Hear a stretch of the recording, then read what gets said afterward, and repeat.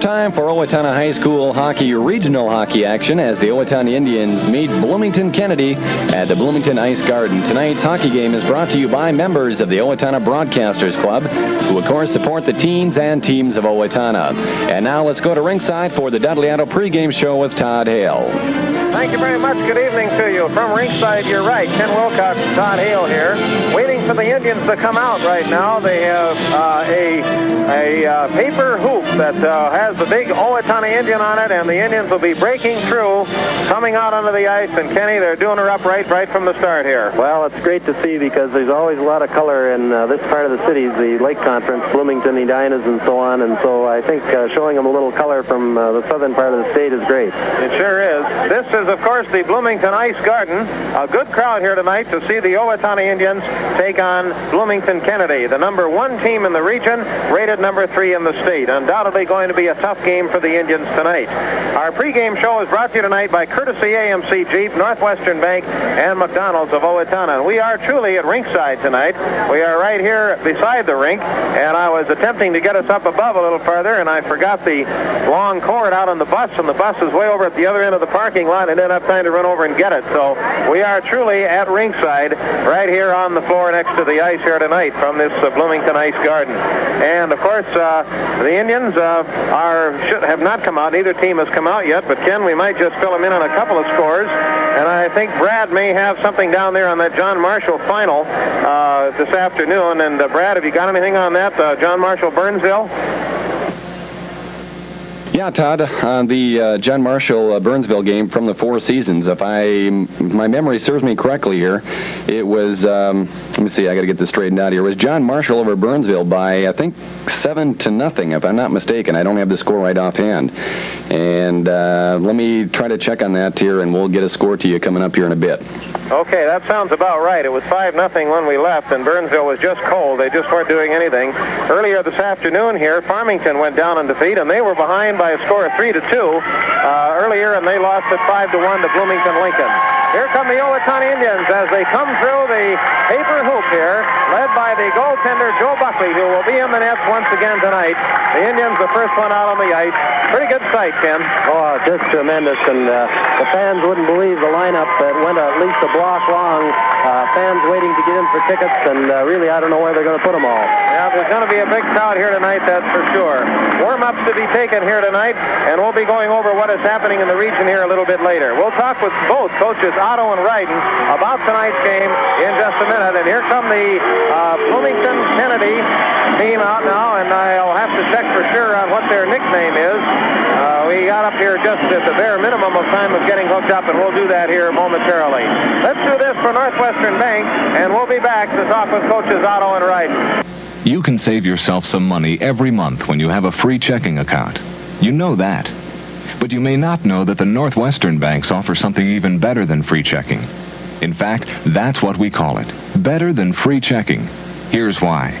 With Better Than Free Checking, you pay no checking service charges, no $1 a month or $12 a year. You maintain no minimum balance in your account. All that's required is that you qualify for Ready Reserve. Of course, Ready Reserve is that handy line of credit that lets you write yourself a loan from your checkbook. It costs you nothing unless you use it. Northwestern Bank's Better Than Free Checking also offers a free instant cash card. It'll get you cash from your account 24 hours a day. Get these 3 money handling conveniences: free checking, Ready Reserve, and instant cash, all together in Better Than Free Checking. You'll find Better Than Free Checking only at Northwestern Banks. Check it out now. Members FDIC. And both coaches Otto and Ryden with us here on our coaches show this evening prior to the game. And Coach Otto and Ryden, of course, so this is a new experience for you as well as these Owatonna kids and all of our Owatonna fans, really. And of course, when we get down to this point, we get the tough teams. There's no doubt about it, and this one is probably the toughest in the region. At practice yesterday, Duds, what did you tell the kids about this game tonight? Because no doubt a lot of them may be thinking, boy, the odds are really stacked against it. Well, we've talked to our guys that it's certainly going to be a game where we'll have to concentrate all all the time on our checks. They have a very explosive team, and they've got 3 good forward lines, and we're going to have to just try to play an extremely tight checking game against them and hope that we can get a break here and there and get a goal on them. But I don't think there's no real secrets against them. We have to go in there loose and enjoy ourselves and work hard and hope that things fall in place for us. I think it's going to, no question about it, take our best game of the year to beat them, but certainly everybody's capable of coming up with the best game, and maybe tonight will be the night. Yeah. Okay, what are you doing as far as our nets are concerned? And this probably will be an important factor in tonight's game because I understand they have a super goaltender, probably, as their coach mentioned to me, one of the best in the state. And what have you decided on ours? Well, we have broke up the rotation. As you know, we've been going with Cubby McGrath and Joe Buckley every other game all throughout the season. And tonight we did break the rotation. Joe played against Albert Lee, and he's coming back tonight for the first time this year. We just felt that the couple scouting reports we've had, Kennedy has a tendency to shoot high, and McGrath is a goaltender that plays low and plays on his knees a lot, and so we have to go with this. We had a rotating goalie system, and we hope that our goalies understand that tonight, because of the scouting report, that's why we went with Joe, and no pointing the finger and saying that Joe's going to do better than Cubby or vice versa, but we just felt that this would be the time to do it under these scouting reports. Yeah. Bill, what are your thoughts about the game? This is a great team. The balance of this squad that we're going to be meeting tonight is something else, I guess. They've beaten everybody but one. I don't even know which team they lost to. Maybe you can fill us in on that. They've had one loss over the team. Well, Todd, it's kind of fun in our region to have a mixture of leagues. You've got the Southern Minnesota Hockey League people, including ourselves, and the Rochester people, and Burnsville, Simley, Farmington, and the Lake Conference schools of Bloomington. So the contrast with our Southern teams going against the Lake Conference teams is kind of a nice mixture. It's kind of exciting that way, rather than playing against the same people that you've played against in league play all year. Just adds another dimension to the tournament. The Lake Conference, of course, is one of the toughest conferences in the entire state, maybe along with Region 7 of the Iron Range. And, of course, Jerry Peterson of Bloomington Kennedy speaks of the Lake Conference being a very well-balanced conference, especially the upper 8 or 10 teams being very well-balanced and excellent hockey teams. But when a team like Bloomington Kennedy can come through that tough a conference, supposedly a well-balanced conference with a 19-1 record, they got to have something. And so we're looking for a real tough game, and as Doug's mentioned before, we're going to have to play a very close checking game. Bloomington Kennedy has averaged only 1.5 goals per game, a goal and a half a game against them all season in their 20 games in that tough conference. But we've been able to score very well. And it'll be a good test for our guys if we play a close checking game, hold the scoring down, and maybe get a couple breaks. We know that we can hit the net. We've got some fellas that can score, and who knows? We'll go after them, Todd. I would say, Bill, that we've kind of surpassed the ultimate game for us, although this one certainly is important because it's a way up the ladder. But some of the nervousness that was attributed to the Albert Lee game because of a couple of factors, you guys, of course, in your 100th win, first time we've made it to the third game, and we had to win that one in order to do it. Possibly the kids will be a little bit looser tonight to start with than they were with Albert Lee. Right, Todd. Having lost twice this year to Albert Lee in the regular season games, put a little extra pressure on the guys, and going after the 100th win for Owatonna hockey and getting by that second game in the region, it's all added pressure. And now the guys seem relaxed. The pressure is off somewhat. Certainly the regions are a new season, and the excitement of the tournament is there, and of course there's always pressure in tournament games. But the tightness that we saw in the Albert Lee game shouldn't be there quite so bad tonight. Hopefully the guys will go in loose and enjoy themselves, and what comes will come. Yeah. Okay, we'll be back with coaches Otto and Ryden in a minute after this from courtesy AMC Jeep. Going to buy a tough Jeep pickup? Well, courtesy AMC Jeep in Owatonna has got an even tougher pickup than that. It's the brand new Jeep Honcho, the super tough sports pickup that's bound to be the boldest, brassiest four-wheel drive machine on or off the road. Honcho looks super tough and acts it.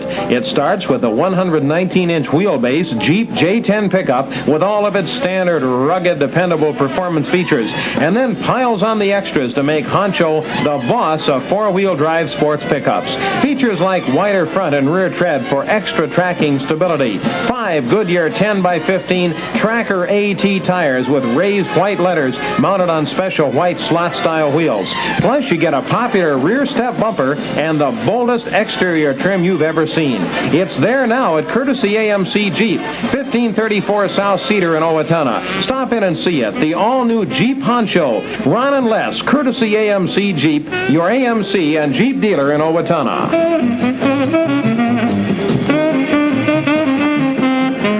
Coach Otto, how are we going to stay out of the penalty box? I guess that's a good question for you right here, because we did have more than our share of them again the other night against Albert Lee, and kept us all with our hearts going pretty fast.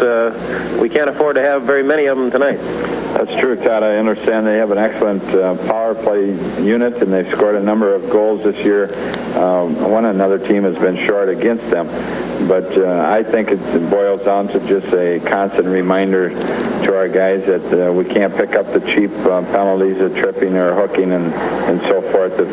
If we're going to play a tight checking game, the guys are going to have to realize they have to skate to do it. And if they're tired, they're going to have to get off, because that's when you pick up some of these penalties. When you start reaching or your check starts getting away from you, that's where the hooks and the trips come. And so we'll have to stay away from those. And I think really about all we can afford is maybe about 3 penalties. And any more than that could be costly, because the percentages will get to you eventually on a penalty killing situation. You just can't do the job all the time. There's a certain amount of psychology in a hockey game, certainly. Would you say that maybe this might work to our advantage a little bit? Up there, they may think we're kind of pushovers down here, you know? Right. I'm sure that their coach and the players themselves speak with respect about Owatonna outwardly. Mm-hmm. But and I'm sure the coaches feel that way.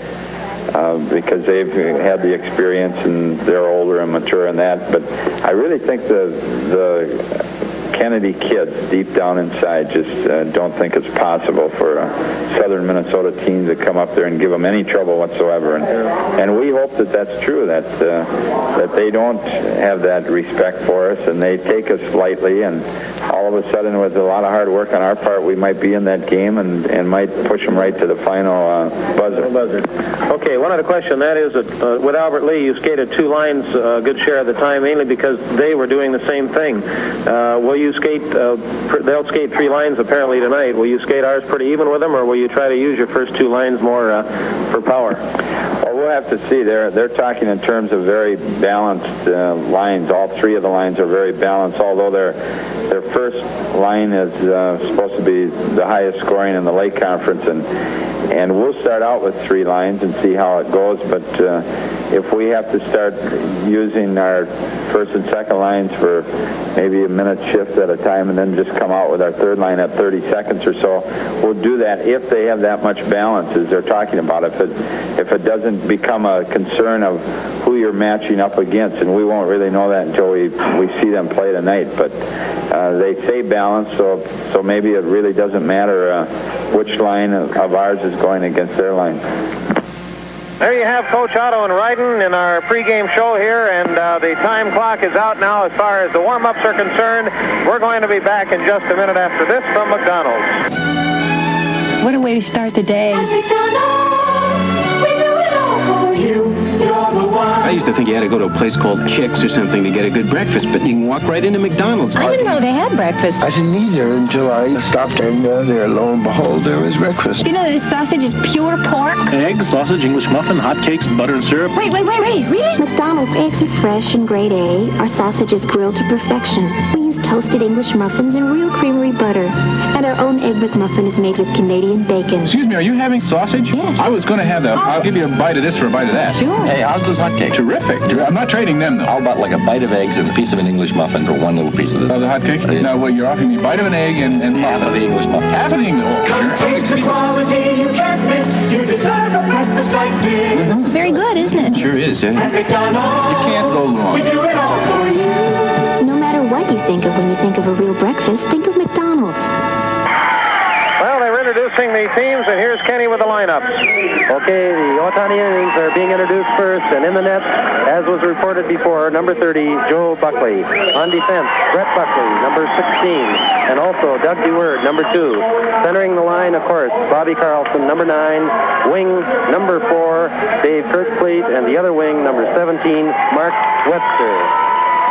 And they will now be introducing the Bloomington Kennedy team that is known as the Eagles.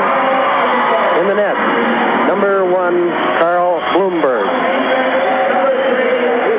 Defense, number 3, Brian Jenks, Jenks. And on defense, number 7, Tony Bauer. And centering that first line, Bob Block, number 10. On the wing, number 15, Chuck McCann. And the other wing, number 16, Bob Cherry. Well, you can well see that this house is full here tonight for this game. Incidentally, Ken, this goaltender is known as one to come way, way out in the front. And the coaches were going over strategy on this all the way up here on the bus tonight. Okay, the national anthem will be coming up. We're going to pick up that Harlan spot after the next period. But one thing, here's the national anthem. The Owatonna Band will be playing.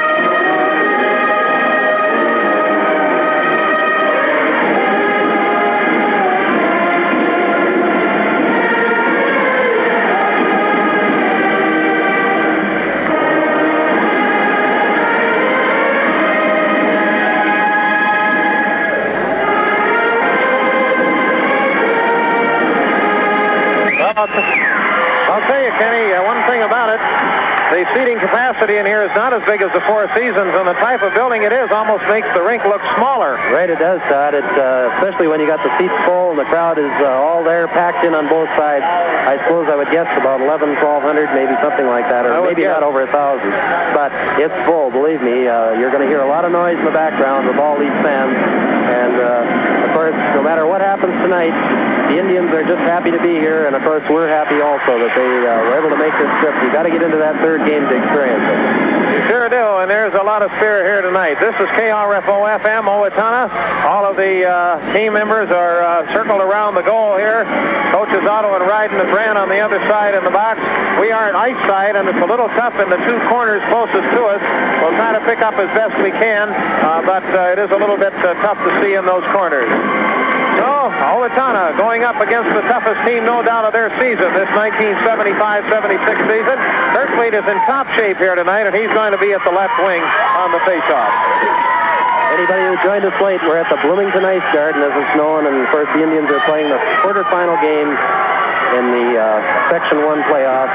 The winner will go ahead to meet Bloomington, or will either meet Mayo or Bloomington Jefferson. They are playing at the Four Seasons tonight. That game is just getting underway as well. Earlier this afternoon, Farmington was defeated by Lincoln 5-1. John Marshall over Burnsville 7-0. There's the drop of the puck. Goal goes right in center. Nobody gets it. Finally goes down into the Owatonna end. And it's knocked on into the corner. Around the back of Buckley's net now. Skating after it. Number 15, Chuck McCann. McCann around the back of the net. Going after it, Bob Cherry. Cherry shoots it around the back of the net. Goes over to the other corner. Shot from the point. Now goes over to Tony Bauer now on the Indians' end. Bauer passing it down to the corner. And Doug DeWord skates after it. He goes up against the boards with it. Is frozen right there, and the whistle is blown. First whistle of the game. Only 26 seconds gone into this first period of action, and a little bit of tightness there. No one got a good shot. No one even got a good pass.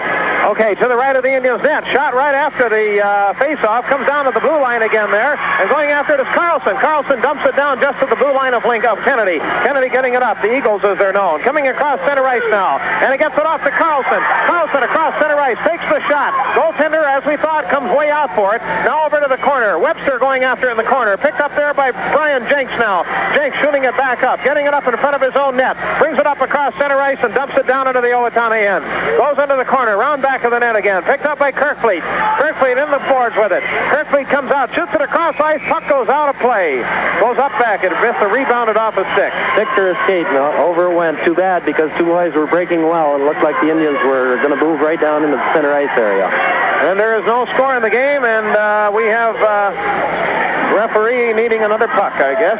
So we'll have Broadcasters Club members, including Bazowski Sign, First National Bank, St. Clair's, and the Owatonna Bus Company. There's the drop of the puck to the left. Shot back down on the Owatonna end. Gary Norman to Orlowski. Orlowski dumps it down into the Kennedy end. Around the Eagles' net. Goaltender goes all the way back. Over to the corner now. Coming out with it is Orlowski. He shoots. Going back over on the left now of the net. And Matt Kennedy has really checked hard against the boards. Up around back of the net now. It's picked up by Kennedy. Here they come. Steve McDaniels. McDaniels getting it up. Shooting it across ice. Nice pass over to Dave Dillon. Dillon at the blue line. Getting it back over to Brian Carlson. Carlson shoots. Buckley gets it on his stick. Knocks it away. Puck is up against the boards now. Kennedy in front of the net. Take the shot. Just wide of the pipe. Over to the corner. Picked up there by McDaniels again. McDaniels shoots it around the net. Going after it is Carlson for Kennedy. Here comes the break by Brad DeWord. DeWord over the blue line. He shoots. Oh, the goaltender makes the save. DeWord goes around the back of the net. DeWord was all alone. Going over to the corner now. He shot it a little bit early, and the goaltender had a chance to get it. I couldn't believe it. Well, Brad had that opportunity to either try and go around the man or through him. He pounds the stick on the ice a little bit as they switch lines. Not happy with himself, but he did get the shot off, and that makes one stop for each goaltender. Okay, drop of the puck again now. Coming over to center ice, around the back of the net again. It comes back over to number 9, Mark Tidrowski. Tidrowski against the board. Against the boards with it. Puck is frozen as there's a number 17 playing out there that I do not have a number for. Number 8 tag block in the corner did well handling those two men to get that face-off.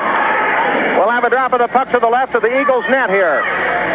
Picked up by Owatonna in front of the net there. Nobody to get the shot off. Going back over now to Tony Bauer. Bauer shooting it up to the blue line. Getting it back over to Bulow. Bulow shooting it down now. Picked up again by Diedrich. That's their line out there. Hansen with it. Hansen shoots it across center ice. And down into the Kennedy end it goes again. And Jenks skates after it. Round the back of the Kennedy net now. No score in the game this first period.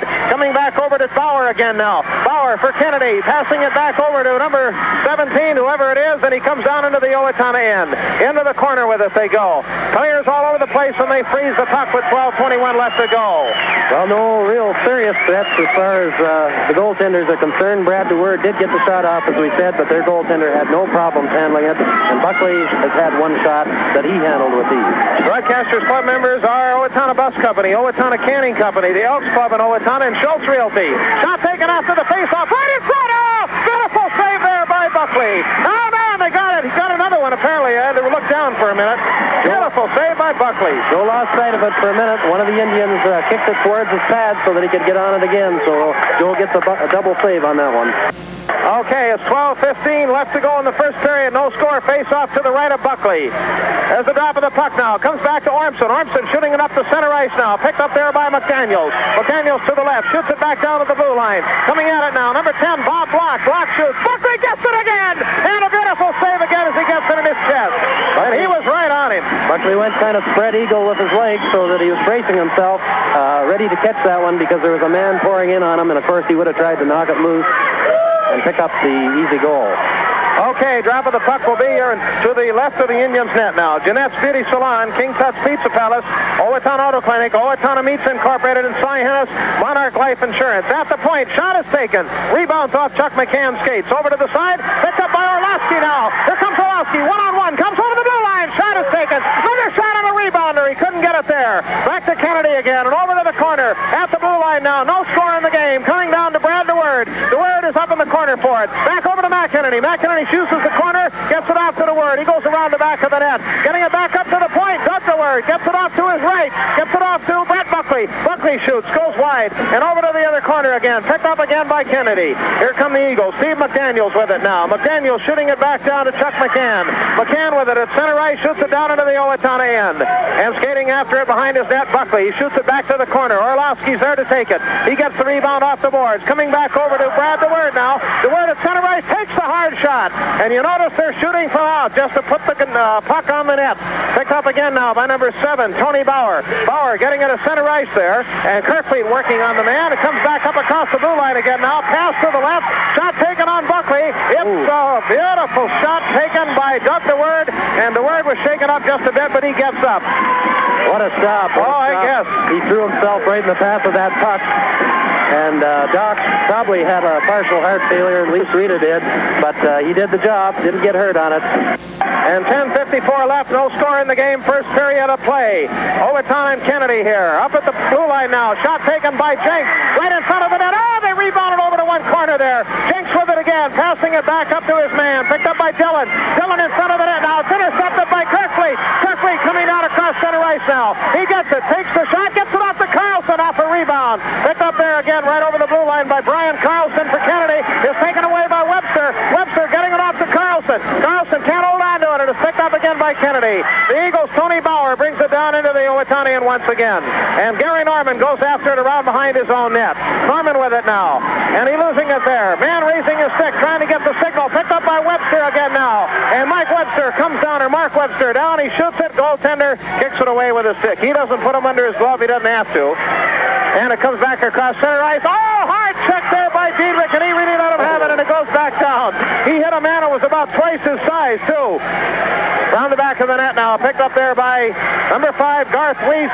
It goes back over to Owatonna again. That third line is playing out there now. Picked up again by Kennedy. Here they come across the blue line there, and it's taken away as Ormson gets it, shooting it back down over to Tag Block. And Block shoots it down, and icing will be called, and finally a stoppage of play. Just a beautiful skate save by Joe Buckley about 15 seconds ago. It was a good shot low, and he got that skate there and deflected it over. Indians needed a change, and they iced the puck. Face-off will take place to the right of the Indians' net. 5:36, no score in the game, and the crowd up from Owatonna here as well. I think they've been holding him even up. They have, Todd. Really, they've done a super job. They're playing very defensive, but yet they get it down in their zone, and that's a good combination.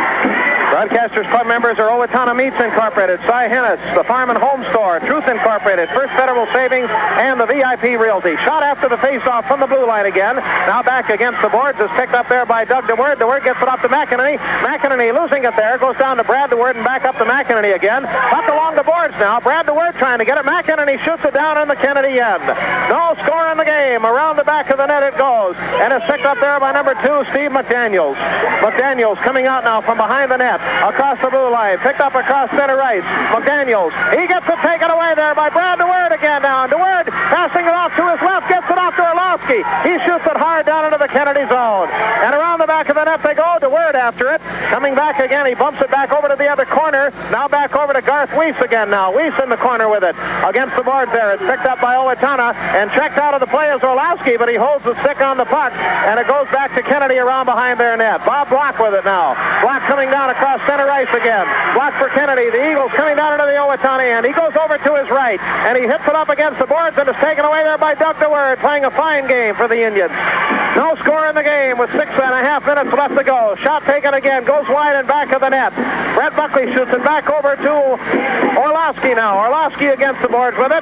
Puck is fought for up there. Comes out now. Kennedy with it in front of the net. Shot is taken, goes wide. And around the back of the net, Orlowski goes for it again. Buckley watching closely as the puck comes back to the point. Shot is taken. Oh, and Doug DeWord really caught one, and he went right down. That was a quick, hard slapper. He got it high, and I think he got it just below that helmet. Yeah, I think he did. The doctor went right out on the rink. It was just a very, very fast shot taken. He's holding his head. But, he really, there is a physician here on duty, and he went right out on the ice. And we'll see what happens. He apparently caught it on the chin. Broadcasters Club members are Ed's Repair Service, Vern Ehlers of Hines Insurance Agency, the Farm Equipment Dealers, Glass Thrift Shop, Clarence Canelli and John Verkinus of the First Selected Securities, Gillespie Real Estate, Culligan Softwater, Gamble's Hardware and Appliance, Oakdale Motel, Associated Milk Producers, Chriskow Pharmacy, Fraternal Order of Eagles, the Pepsi Bottling Company of Mankato, distributors of Pepsi in Owatonna, Anderson Sheet Metal, and Ken Corey's North Cedar Auto Body. Doug DeWord is still down. They have cloth out, so apparently there's a cut involved. Doc McEnany now coming out from the other side. Doug is getting up, but there's some there's a cut there apparently. Yeah, he's moving around all right. No problem, no lost consciousness or anything. It's just that he did get a cut, and we can't see it because his back is to us. It's always amazing, Todd, when somebody goes down like that. The opposing team members mingle and they talk, and yeah, he gets up and goes off. Oh, yeah. And he was shaken up, no doubt, by this thrust of the puck. He'll be back. He'll be back. Dr. Word is out there in the penalty box, or in the player's box. Or no, he isn't. That's Bill Wright, and I thought I recognized the coach. So we'll have a face-off, and if Bill Carlson is listening down at the Four Seasons, which I'm sure he is, we hope you'll call the station with some period scores of that Mayo game tonight, because we'll be interested in knowing from up here who is going to play the winner of this game. About 9 minutes gone in this game. Okay, drop of the puck now, coming back down, cross center ice now. It's picked up again by number 3, Brian Jenks. Jenks with it now, he gets it at center ice. And Doug DeWord's holding his face with a towel. Shot taken across center ice now. It comes back over to Webster. Webster getting it back down to Carlson now. Carlson across center ice, gets it over the blue line. He's tripped up, but there isn't any penalty call, and it comes back down against the boards. Picked up there by Gary Norman now. Norman goes around behind the Kennedy net, centers it off to Webster, and the puck is frozen up against the pipe. Webster almost had a hand in it right there. Well, the Indians haven't had a lot of good opportunities, at least not close-in opportunities. Brad DeWord did get that one blistering shot off, but he was outside the blue line. Okay, drop of the puck again now. Goes down into the corner. Webster with it now. Webster getting it over. It's picked up by Kennedy now. Kennedy across center ice. Gary Norman with it. Norman at the blue line now. Passing it back down and dumps it back down into the Bloomington Kennedy end. And picking it up is Bauer. Still no score in the game, and we're almost into about 7 minutes and 15 seconds left of this first period. Puck into the corner now. Doc McEnany still looking at Doug DeWord over there, and he apparently got a pretty good cut. Coming down across center ice now. Picked up by Tony Bauer. Bauer over the blue line, getting it down into the Owatonna end. Into the corner now. Bauer with it around the back of the net, and it goes back to McEnany. McEnany checks a man as the puck goes against the boards. Picked up there now by Kennedy. Kennedy getting it back down to the blue line. Steve McDaniels gets it. McDaniels shoots, goes into traffic. Buckley is somewhat screened, but he's keeping his eye on the puck. Back at the blue line again now. Kennedy with it. Tony Bauer. Bauer shoots, goes around behind the net. 6:42 left of the first period. And no score in the game. Puck is up in the corner and it's frozen right there. And we'll find out who is going to play in Doug DeWord's place on that shift. Well, I think that Jim is trying to get him taken care of there so he can get right back out. He may miss the shift, but I'm sure he'll be back there. In fact, I guess right now we can tell he had to take a couple of pitchers. He'll be back. 6:36 left. Broadcasters Club members, the Kelly Company. And Olsen Granite feed. Shot taken now there right after the face-off. And it comes into the corner now. Picked up there by Kennedy. Steve McDaniels. McDaniels shooting it across ice. Hard slap shot again. Beautiful save by Buckley, and he sets the puck all the way up to the rough, and it goes out of play. Well, Buckley looks real sharp. He's used that skate well tonight. He's veered that one off, and he veered one off just a few seconds before it. Puck's going out of play, and that's good because you're clearing him to the corner. It gives you a good indication that they're not only making the stop, but they're not allowing any rebounds. Joe's had a lot of stops. No question Kennedy has had the edge here now in the last 4 minutes of play or so. Okay. Change of lines now. the drop of the puck now. Coming back over to Kennedy after the faceoff. They get it down to the point. Orlowski comes after it. Now Orlowski's up against the board. He shoots it across ice toward McEnany. Picked up there by Bauer now. Bauer at the point. Oh, hard shot taken. Buckley makes the save as it goes off to the right. He really blistered it in there. Picked up again now by Bob Cherry. Cherry losing it there. Comes down to center ice now. Brad DeWord skates after it. Back over to Cherry again now. Cherry shoots it back down across center ice here. Picked up now by Brian Jenks for Kennedy. Kennedy shooting it back and forth in defenseman there. We haven't had a penalty in the game. A very clean, fast game. Bob Block with it. Block over the blue line now. Coming over to his left. Hard shot from the point. Goes wide around the back of the net. And is picked up there again by Wilker. Wilker against the boards with it now. And Wilk comes out. He's up against the board, skating hard, chopping away at it, gets it down to center ice, picked up again by Jenks. Jenks bringing it back down now to Bob Block again. Block passing into center, hard shot taken, Buckley gets the save, and it goes around the back of the net. A beautiful save again by Buckley, and he was right in front of him. Around the back of the net now, picked up by number 15, Chuck McCann. And there's the shot taken, goes around the back of the net again as Buckley knocks it away. They're really putting the pressure on in our zone. Now it's picked up by McEnany. McEnany gets it down across center ice. He loses the puck there, back over to Brad DeWord now. DeWord outskates one man. Oh, he can't shoot. Offside. Offside. Oh. Two tough jobs. Such a super job done by McEnany, but he couldn't drag that leg long enough, and Brad DeWord was going in with that fire in his eye like he was going to really pound one home. But that whistle had blown, and it'll be faced off outside the blue line of the Kennedy zone. 5 minutes and 4 seconds left to go here in the first period of play. No score. Owatonna Kennedy in region play. Picked up now by Brian Carlson. Carlson over the blue line. Losing it there to Ormson. Back to Carlson again now. Brian Carlson for Kennedy. Kennedy around the back of the net. They try to tuck it in the corner. Goes into the corner of the rink now. Coming back out again to the blue line. Picked up there by Steve McDaniels for Kennedy. It's taken away by Webster. Webster comes down across center ice there. Gets it over to Kirklees. Hard slap shot. Goaltender really has to stretch on it. He gets it on his skate. Another hard shot. Oh, and it hits the goaltender skate. Goes over to the other side. And up in front now. It comes up across center ice again. Picked up by Kennedy. Dillon getting it over the blue line. Shot is taken. Goes down into the Owatonna end. Picked up there again by Gary Norman now. No score in the game. Coming down across the blue line. There comes a break right there in front of the net. They can't shoot it. And it's picked up again by Carlson. Carlson gets it back down toward Ormson, but is held on to by McDaniels for Kennedy. McDaniels setting it up in front. Nobody there. Kirkfleet goes after it now. Kirkfleet in the corner. Shoots it back down into the Kennedy zone, and they decide to ice it right there. Oh, they need that change of lines. They worked hard out there. A heck of a good shift by that line. 4:01 left in the first period, and there is no score. The Indians have played a super hockey game thus far. Going on at the Four Seasons, Mayo is meeting Bloomington Jefferson tonight here. Okay, there's a shot after the faceoff, and it goes over to one side again. At the point, comes back down into the Owatonna end. Picked up again by number 13. We're going to have to get these numbers straight. Apparently, they've changed them around. Coming back around now to Diedrich, and Diedrich going over in the corner with it. Gets it back over to Block. Block over to Hansen. Hansen can't hold on to it. Picked up there again by Tony Bauer now. Bauer shoots it out in front, and Buckley snuggles it under his glove and stops the play. About 3 Indians surround him so that there's no one there to poke home the rebound.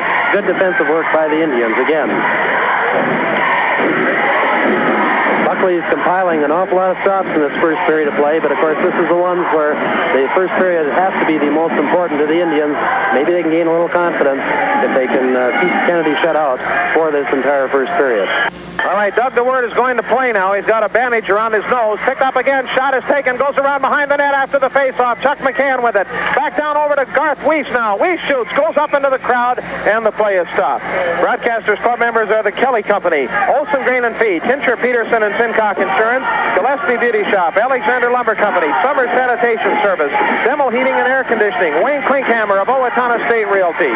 Down across center ice now. It's picked up again by Steve McDaniels for Kennedy. McDaniels shoots it over to his left. Gets it over to Weiss again now. Weiss getting it back down to Bob Block. And Block goes down into the corner with it. He's being chased. Checked hard by McEnany. Ormson picks it up now. Ormson gets it down across center ice. And it comes to McDaniels. McDaniels back down to Gary Norman. Norman can't hold on to it. McDaniels picks it up. McCann gets it now. McCann takes the shot, and it goes up and out of play once again. That was number 16, Bob Cherry. Just darn good defensive work by Bobby McEnany. He got back in the slot.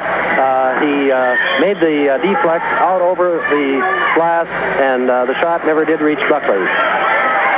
This is the number 3 rated team in the state we're playing tonight. They are rated number 1 in the region. I believe this is their first regional game, as a matter of fact. Right, as the... They drew a bye for the first 2. Right. And listen to that crowd go with that Owatonna band. Now down across center ice again. It's picked up again by number 6, Bob Bargloff. Bargloff getting it back over. Gets it over to number 7, Tony Bauer. Bauer getting it back up to Dillon again. Over the blue line. And it's picked up there again by Owatonna. Down to center ice now. Carlson going after it. Bob Carlson over the blue line. Passes it off over to Kirkleet. Back to Webster. Webster is upended. And it's picked up there again by Brian Carlson of Kennedy. He gets it over to Bergloff. Bergloff shoots. Oh! And just about through the legs of Buckley, but he got it and saved it, knocked it away. He made the initial stop, and it came back, and we have an icing call here. I got so excited I forgot his name. Well, fans, just to let you know on that, Doug DeWord is back out. The only problem he's going to have is a little tough breathing. Apparently it wasn't the cut we thought. Apparently it was the nose. He may have turned that nose sideways just a little bit. But he's out there and flying. Broadcasters Club members are Thunderbird Aviation of Owatonna, the Carpet Cart, Car Wash of Owatonna, SETI Sports Center, and the Owatonna Shoe Company, the store with an interest in your feet. 2 minutes and 22 seconds left of the period. No score in this first period of play. Drop of the puck now. Goes over to McEnany. McEnany getting down to Ormson. At the blue line now. Shot is taken. Right in front. Goes over to the other side. Picked up there again by Brian Carlson now. Carlson getting him back down to Brad DeWord. DeWord gets it knocked away and it goes back up into the corner again. 2 minutes and 8 seconds left to go. Back over to Brad DeWord again now. And DeWord shoots it across ice over to Orlowski. Orsk gets it up against the boards right in front of it. Dumps it down into the Kennedy zone. Back up to center ice. Gary Norman with it. Norman shooting it back down. Gets it to the center ice now. Back up again to Dave Dillon. Dillon losing it there to Ormson. Ormson getting it against the boards, knocks it back down, comes to the blue line, picked up there by Tony Bauer. Back to Bauer. Now back in front. Shot is taken. Just goes by Buckley's stick and over to the corner. 2 men on a Kennedy man from Owatonna. And it's picked up again by Kennedy, though. They get it back up to the center, and Brad DeWord gets it. DeWord dumps it over to Orlowski. Orlowski over the blue line. Stops it there. Picked up by Kennedy. They knock it back down into the Owatonna end. And Norman skates after it. 1 minute and 23 seconds left to go in this first period. McEnany getting it down to center ice now. We have a whistle, and it's going to be offside. Batting the puck, I believe it was. Right, Jared. It was batting. I was a little surprised, too, at that whistle, but I guess I did see the hand come up of the Indian, moving it ahead. Well, 1 minute and 17 seconds, as Todd said, left in this first period. I guess we'd both like to see him go in all knotted up 0-0. Okay, drop of the puck, and as I said, Doug DeWord skating with a bandage over his nose now, coming down across center ice again, picked up there by Kennedy now. Kennedy getting it up to center ice, knocked back down toward Kirkleet. Kirkleet getting it off to center ice now, picked up by Bob Carlson. Carlson over the blue line, he can't get a stick on it. Weeds gets it now. 1 minute left in the game, or in the first period. Coming back up to Brett Buckley again now. Buckley skates down into his own end. He knocks it back, gets it off to Webster. Webster off to Bob Carlson. Carlson down across center ice, dumps it down, and he gets it around the back of the net. And there's strategy that they're using right now. Over to the corner now. They're working on it, trying to get it out. Can't see down in that corner. Now it comes across ice. Picked up again by Bob Carlson. Carlson at the blue line now. Picked up there again by Bob Block.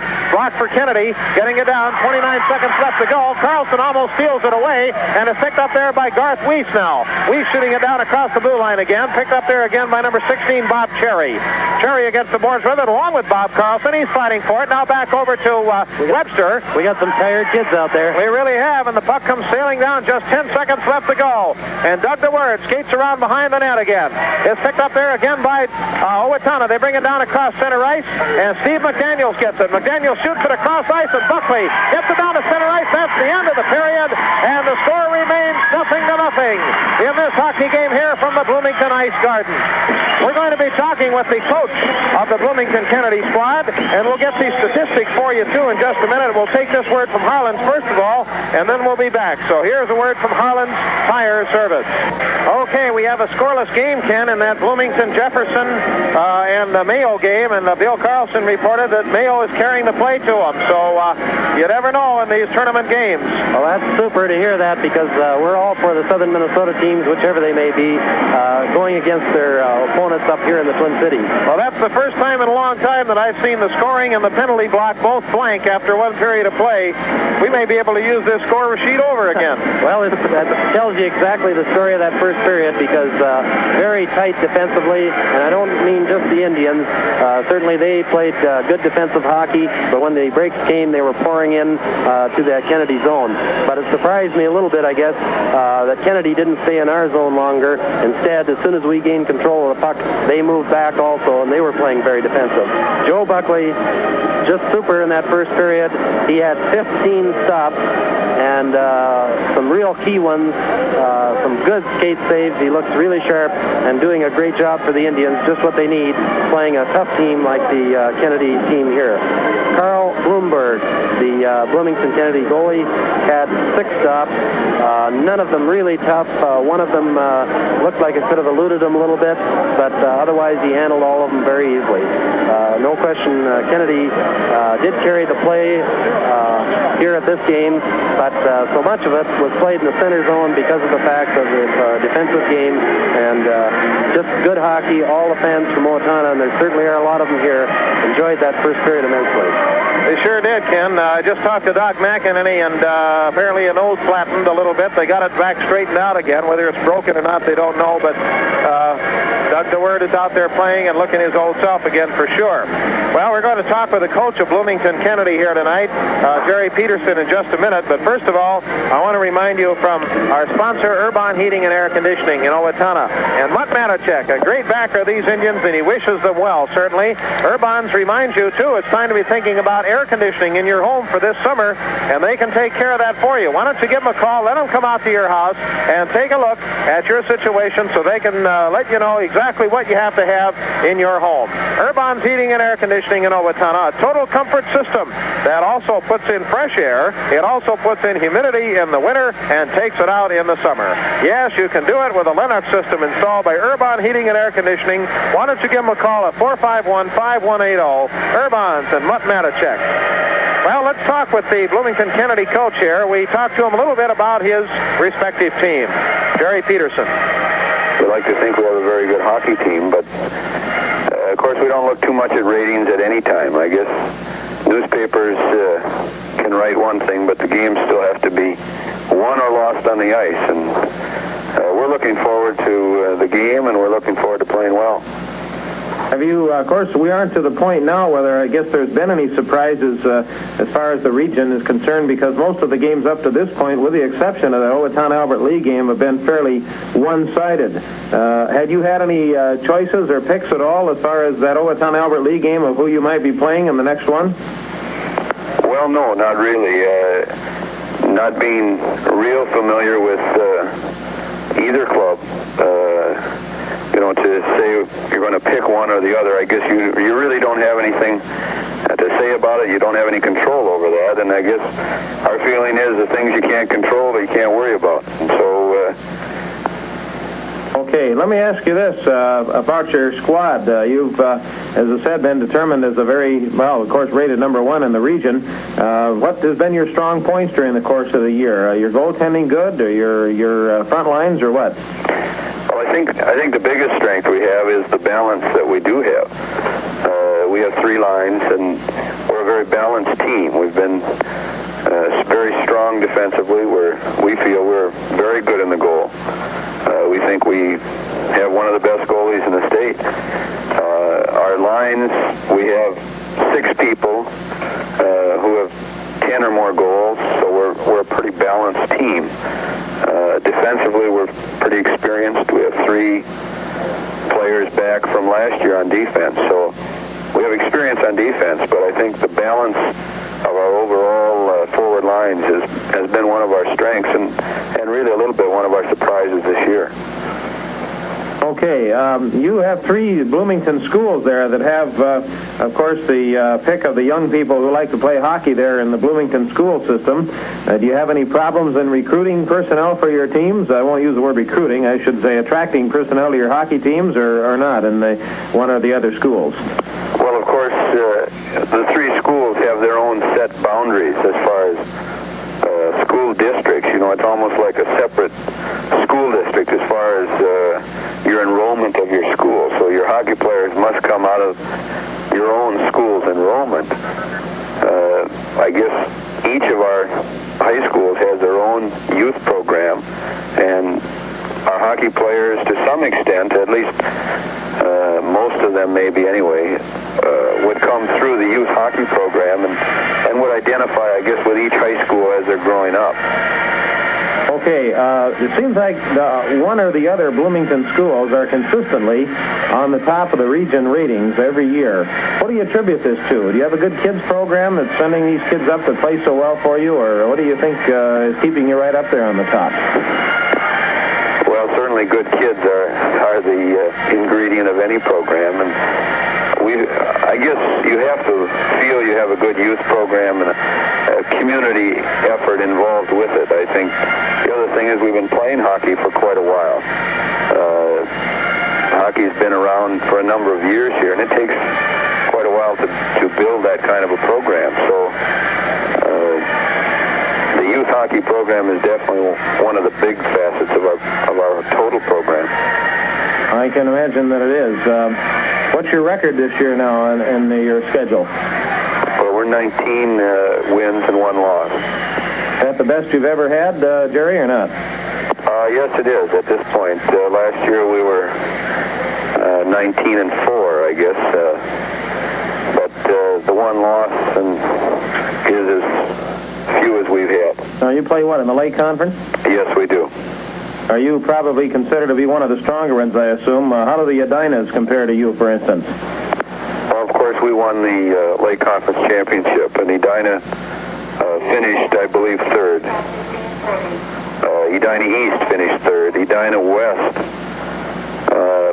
was down in the middle of the pack this year, but they're excellent hockey teams. The Lake Conference this year had a very balanced conference from top to bottom. Okay, very good. Let me ask you one other question that doesn't have anything to do with hockey, really, but I see you're the soccer coach at Bloomington. Is that right? Yes. Yeah. What are your feelings about the professional soccer team up in the state? Do you think it'll wind up in trouble like some of the others that have tried to start professional basketball, for instance, we had here, or do you think it has a good chance of surviving? Well, at this point, it's very difficult to say because the youth soccer interest in the metropolitan area has been tremendous the last 4 or 5 years. And so there are more kids playing soccer right now in Bloomington than are playing football. So the interest at the young age is definitely there. Now, the question is, will they convince their parents to buy the tickets? The people that still have to pay for the tickets are kind of foreign to soccer. So, it's going to be that's the question mark. How influential are the kids in convincing their parents they'd like to go? Well, you never know, too. If it's successful, you might wind up having a statewide soccer interest that might lead to something like the basketball and football statewide competitions that we have. But that isn't true now at this point, is it? No, not really, but it has grown quite a bit. There is a state tournament now in soccer, and it is improving, and it's getting big in this area, mainly because of cost. It's very inexpensive to run a program for soccer per participant. And the way the budgets, the tax levies and everything are now, that's going to be a major consideration, I'm sure, in the future. Sure it will be. Okay, Jerry, nice talking with you. Thank you so much for visiting with us here, and we're looking forward to coming up to the Bloomington Ice Garden. I understand it's a beautiful facility, and we're looking forward. First time ever Owatonna's made the 3rd game, incidentally. Well, thank you very much. It's been nice talking to you, and we're looking forward to the game. Okay, that was the coach, Jerry Peterson, coach of the Bloomington Kennedy Eagles. The Indians coming out to the applause of Owatonnans. And we'll be back after this from Farm and Home. The season's biggest savings event continues at the Farm and Home store in Owatonna. 20% off the already low discount prices on all winter jackets and snowmobile suits in stock. Get thermal insulated underwear, the patent jacket, regularly $11.88, now only $8.88. And the hooded thermal sweatshirt, Farm and Home has them with zipper front and priced now at just $7.77. Those Big Smith insulated coveralls regularly $27.99. Farm and Home sale price at just $22.99. Big savings on snowmobile boots too. The adult size boots regularly $11.98. Sale priced right now at just $9.99. Children's sizes selling at just $8.99. Big savings on snow tires too. You'll save $8 a pair on any snow tire purchase. Many other savings throughout the store at Farm and Home. And remember, it won't be too long before we'll see the green grass peeping through. Get their lawnmower checked over right now. Get it ready to go with the help of two trained mechanics right there at Farm and Home, 225 West Rose in Owatonna. Well, we do have a score now. Just before the period ended, Ken, Jefferson scored. It's 1-0 in favor of Bloomington Jefferson at the Four Seasons. 7 seconds. That sounded tough, especially when Mayo was taking the play to him, we understood. Yep. Well, here we have a no-score hockey game, and both teams are out on the ice and ready to go here for this second period of play. In case you joined us late, there was no scoring in the first period and no penalties in the first period. Doug DeWord, was injured, but he's back on his feet and going again. He may have a little smashed nose on one side for a while because he took a pretty good club on it from a puck. And I want to tell you, that has to make your head spin a little bit, Ken. Oh, it does. No question. At least the nose will give a little bit, which it did, apparently. Great sight here as we saw the 6 cheerleaders, the Indians out on skates right in front of us, leading all the fans to the Owatonna Indian fight song, and it's really great to hear that. And before I forget it, we must say how much we appreciate having that Owatonna High School band here tonight in all its glory right here, directed tonight by Ray Lucina. Just great to have them here, and we're matching every note with the Bloomington Kennedy band, I'll tell you that. Well, we're ready to go here for this second period of hockey. We've got a little change in numbers here, and I got them, Ken, on my program, so we will go by those. And we'll give you some youth hockey. Earl Thompson's coming down. Maybe, Kenny, you can visit with him a little bit again about the tournaments coming up because we're a little closer to those now. He'll be down after this period. Okay, drop of the puck. Goes down into the Owatonna end. Around the back of the net. The shot is taken. Picked up by the Owatonna Indians now. They come up across center ice. Bob Carlson over the blue line. Bob Carlson gets on a man, but he can't get the shot off. And they put it in! They went between the goaltender's legs. And Owatonna scores, and Carlson gets the goal, I believe. No, I think not. I think they'll give it to number 17 because Webster, I believe, because really he's the one that shoved it in, but you got to give Carlson all the effort. He carried that. He got it all the way. He was actually on his knees, and he lost the puck in front of the goaltender, and I believe Webster came up and put it in between the legs of the goaltender. The goaltender reached down for it, and it was too late. Webster got the goal, assist by Carlson, and also by Davey Kirksley. All right, it's 1-0, favor of the Owatonna Indians. And here comes the drop of the puck now, down across center ice, picked up there across the blue line. It goes in front of the net, picked up by the Indians again. Webster with it. Webster comes over the blue line now. Down into the center ice area, we have a whistle with an offsides call. Indian fans absolutely out of their mind here. I got so excited I forgot to write the time and the score and everything else down, but it was at 14:42, just 16 seconds or 18 seconds into the period. Webster got that goal after Bobby Carlson dragged that man and the puck all the way in. All right, there's the drop of the puck now. Coming back down over to Garth Weiss. Weiss shoots it down into the Owatonna end. Indians ahead by a goal. Picked up there at the blue line now. Picked up by Dave Dillon. Dillon with it. Dillon gets it up in front, takes the hard shot. Buckley's watching it closely. They get it in front, try to put it through. Buckley gets it and stops it there with his glove. Beautiful save, and Buckley was watching through all of those legs, and he got it. Yes, he did. Buckley, as we said, is really looking sharp. He's with the play all the way. Indians ahead 1-0. Okay, drop of the puck again. Goes into the corner now. Round the back of the net. It's picked up there by McEnany. McEnany goes up into the corner with it now. Picked up again by Brad DeWord. DeWord coming down across the blue line. Dumps it up in the air and down again, and it goes into the Kennedy end. Around the back of the net. DeWord with it there, and we have a whistle. And I guess the goaltender decided to put it under his glove, and that's the first time we've seen him do that. I think we shook him a little. Right, I think it's a very alert goaltender. He saw Brad pouring down on that man, and he wasn't sure who was going to gain control, so he stopped the play.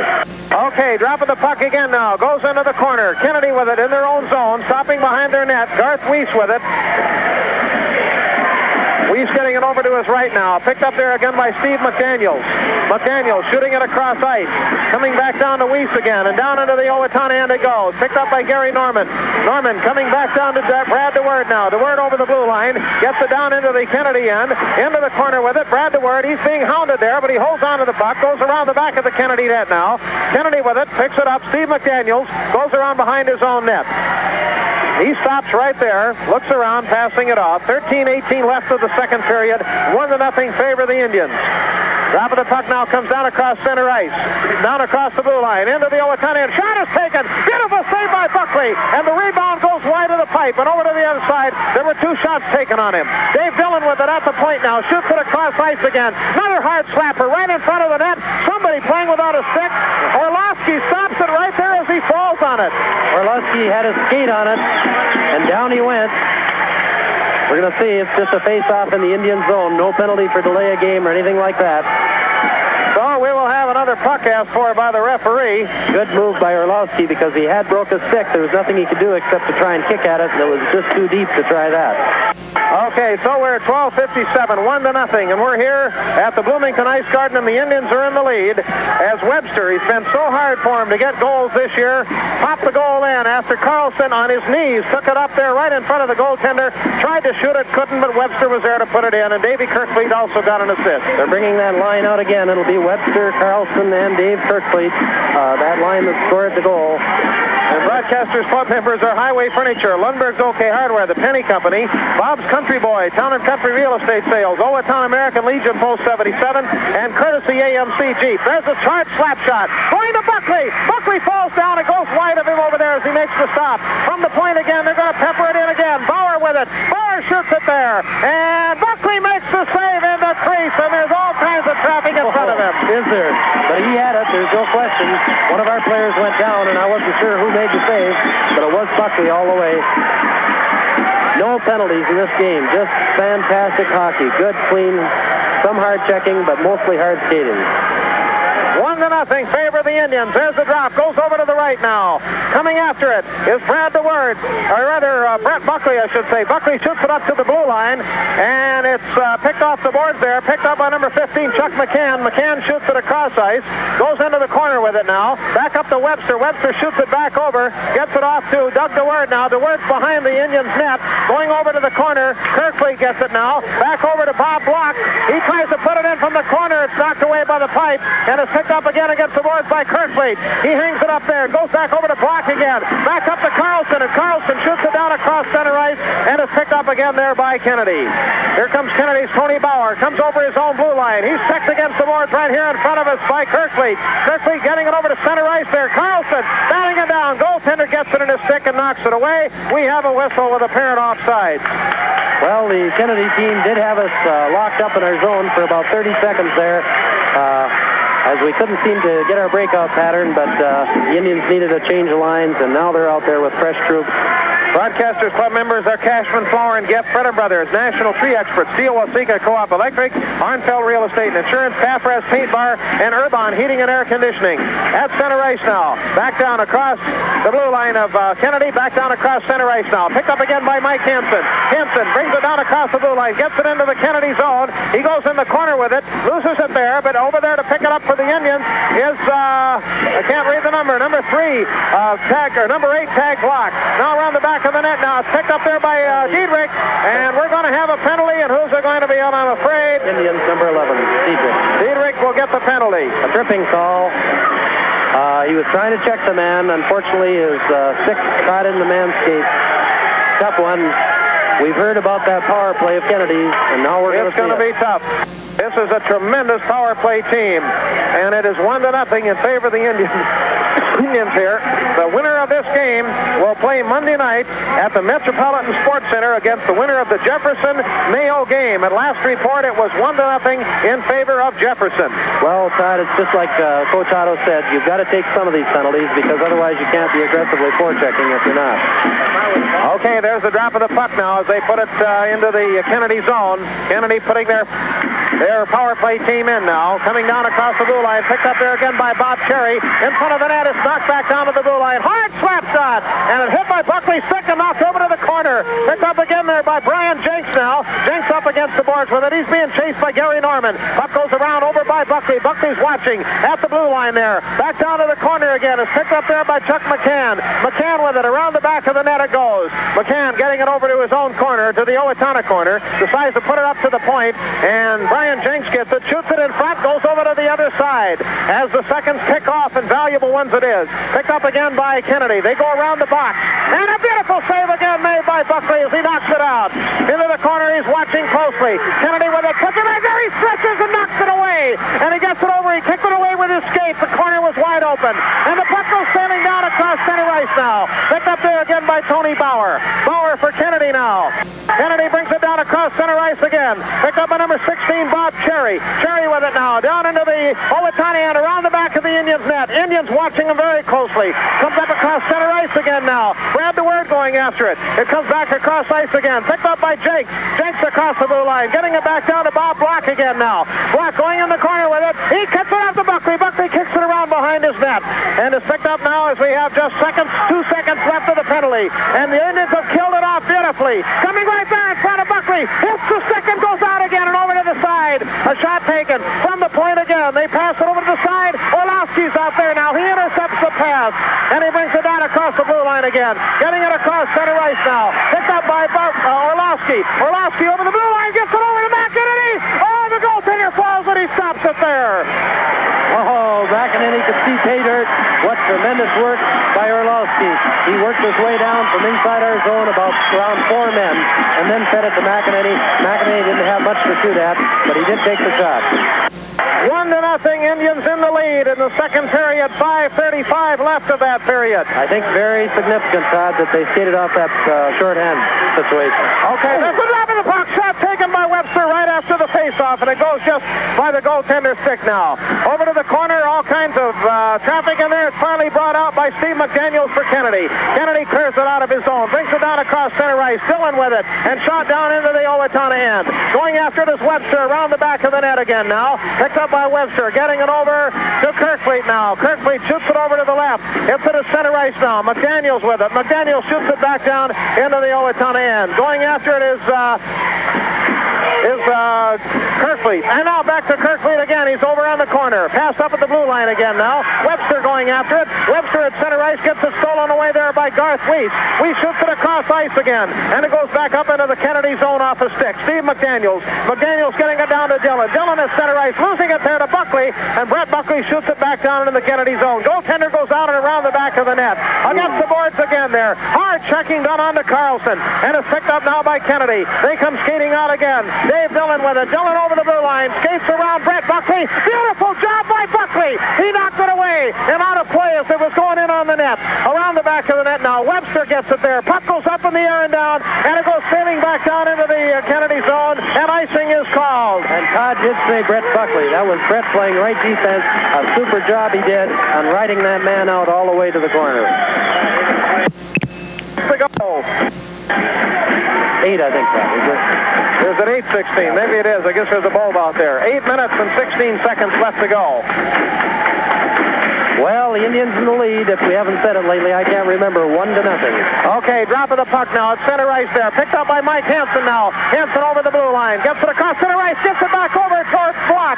Block just gets over the blue line. He loses it there now. Picked up again as it's shot back down from center ice into the Kennedy end. Bauer gets it now. Bauer with it around behind the Kennedy net. Bauer shooting it off to his right now. Coming out with it is Brian Jenks. Jenks coming down across center ice. The puck goes down into the Owatonna end, and it's picked up there by Diedrich again. Diedrich getting it back over to Gary Norman. Norman coming back down to Mike Hansen again now. Hansen over center ice. Hansen taking the shot from there, goes wide of the net, hits the boards, and comes back out, and it's picked up there again by Tony Bauer. 7:35 left of the period. Indians in the lead by 1. Coming down across the blue line now. It's taken away there. Hard shot taken. Oh, beautiful save again by Buckley. I didn't even see that one myself. Well, he stuck that glove out there so fast and cradled that puck, you'd think that it was just an easy one, but it was a super shot and another big save by Buckley. The line that did the job there, that was what we commonly refer to the third line, but Hansen and I get all mixed up. Hansen and Tag Block and let's see, who else we got in the third line? Diedrich. What a tremendous job. Oh, really been doing a great job. This whole team is skating better than I've ever seen them skate. Over over to the left now. Picked up there by Bob Block, 2 number 10s along with Brad DeWord. Block shoots. And Buckley makes the save again. Right in front of the net over to the side. And I don't know how he saw it again because they really blistered it in there, but he had his eyes on it. And obviously tonight Buckley is hot as a pistol. Joe caught that one in the pads, and he was very quick to pounce on it, not allowing any rebound.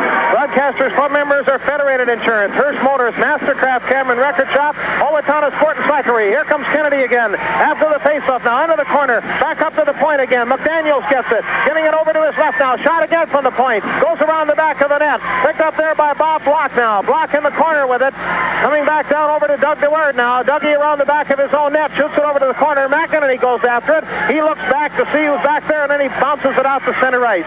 Picked up there by Garth Weiss again now. Weiss over the blue line, not quite. He decides to go over to the other side now. Coming back down into the Owatonna end they go, and it goes down against the boards and around behind the net. Again, it comes over to DeWord, and the shot back up across center ice again as the Indians dump it back down, and it's picked up there by Steve McDaniels. McDaniels getting it back down to Weiss again. Weiss coming back down across center ice, knocked back down again into the Bloomington end. With 6 minutes and 29 seconds left now of the second period of play, and the Indians are in the lead 1-0. Coming along now, Bob Block with it. Block coming across the blue line, gets it down into the Owatonna end again. Back up again, getting it over to McDaniels. McDaniels getting it back down to Chuck McCann, and it comes back across center ice again now. Beautiful game here as it's clean back and forth. Coming down across the blue line, it goes across ice again, just in the Owatonna end. Picked up there in front of the net. Buckley on it, and he tries to fall on it, but it gets by him. Goes back behind the net now. Picked up again by Orlowski. Orlowski coming back down, takes the shot. Goaltender comes way out to the circle, and he knocks it away there. We were told he did that, and he does. Back again now. I've worn a hole in my pocket. I pressed my hand so far down to my pants here. Against the boards now. Coming back around the back of the net. It comes over to Bob Bergloff. We're behind the Indians' net now. Going over to the corner from the point. Shot is taken again. Goes over, and Buckley is really stretching for him. That one he didn't touch. Coming back over again in front of the net there. Shot taken. Knocked away beautifully by Kirkfleet. Another hard one taken. Goes over to the corner. Picked up again by Kirkfleet. Skating down in our end now. Indians having a little trouble clearing it out there. To the right of the net now. Kirk skates it. Gets it down across center ice. Bob Carlson puts the stick out for it. Can't get to it. Back over to Gary Norman. Norman up to Carlson now. And it comes down across center ice. Picked up there again by Brian Jenks. Jenks across the blue line. Over to Norman. Carlson almost an open break here, but it gets knocked away there by somebody. And Dave Dillon couldn't go in on Buckley. Up against the boards. Finally, the play is stopped, and that was a long shift. Well, a super job. Those defensemen working very well together. Gary Norman making just a temporary little error. Brett Buckley coming in and picking the man up for him. And, of course, after that whistle, Norman tapped Buckley on the pads. That's Brett Buckley saying, "Thanks, pal, because I needed that one." Broadcasters Club members include SNL, Owatonna Manufacturing, Thompson Mortuary, Owatonna Farm Center, Gibson Pharmacy, Blue Fountain Hairstylist on South Oak. And this is KRFO-FM Owatonna. 1-0. The Indians are in the lead here at Bloomington. Winner goes to the Met Center on Monday night. Drop of the puck goes into the corner. Doug DeWord fighting for it. Gets it back off to Diedrich again now. Diedrich puts it into the corner. Shoots it back up across center ice, and it comes back down into the Bloomington end. Into the corner with it now. Picked up against the boards now. Coming at it is Tag Block. Block gets it off to Mike Hansen. Hansen to Diedrich now. Diedrich at center ice. Skates it back down into the Bloomington end. Those kids are tired as they're skating out there. Around the back of the net now. Picked up there by Weiss. And I think the Indians are doing their best just to keep it out of their end.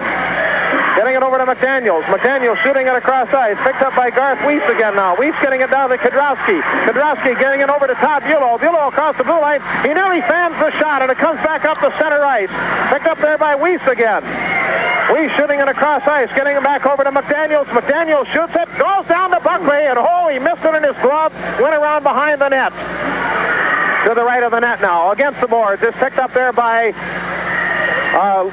Bloomington. They go around the back of the net now. Kennedy getting it. The Eagles losing it there. Here comes Brad DeWord. DeWord comes across in front of one man. Takes the shot. And he put it in. He did it. And Brad DeWord did it. He outbeat the goaltender.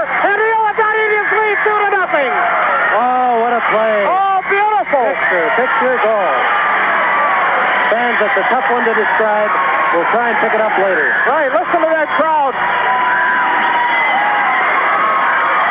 And the Owatonna Indians go ahead by a score of 2-0. That was unassisted. Brad DeWord, he moved around that defenseman very neatly. I didn't know if he was going to try and deke that goaltender or not. He did just a little bit, and then he threw it up in the upper corner. What a goal. What a goal with 3:42 left to go in this second period of play. Bloomington down by 2 goals. Drop of the puck now. Picked up again by Brad DeWord. DeWord shooting it down into the Bloomington end. It's picked up there by Brian Jenks for Kennedy. Eagles around behind their net. They stop there, giving out signals as he stops behind the net now. Coming at it, Brian Jenks. Jenks brings it down across center ice. Hard shot from the point. Buckley gets the save, and it goes over to the right. A beautiful save by Buckley. It was right on the money. Picked up again now by Orlovsky. Orlovsky going in front of the net now. Kicks it off against the boards. Coming up across center ice now. Picked up there by Block for Kennedy. Block shoots it back down. Gets it over to McCann. Hard shot taken. It's blocked there by Doug DeWord. And it comes back down across center ice. Finally the puck. No, it isn't frozen. It goes over to the left. It's picked up again there. We have a whistle. What's the whistle?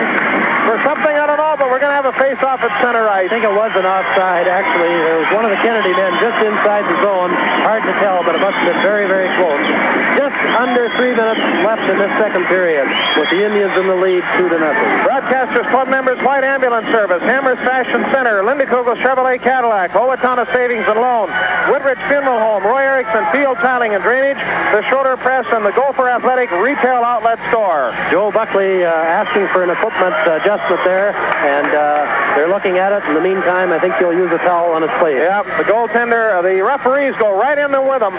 Yeah, they want to make sure it isn't just a delay of game, which sometimes it gets to be. Gary Brandt, assistant coach, gets some white tape out there. Apparently they're going to tape up a piece of pad.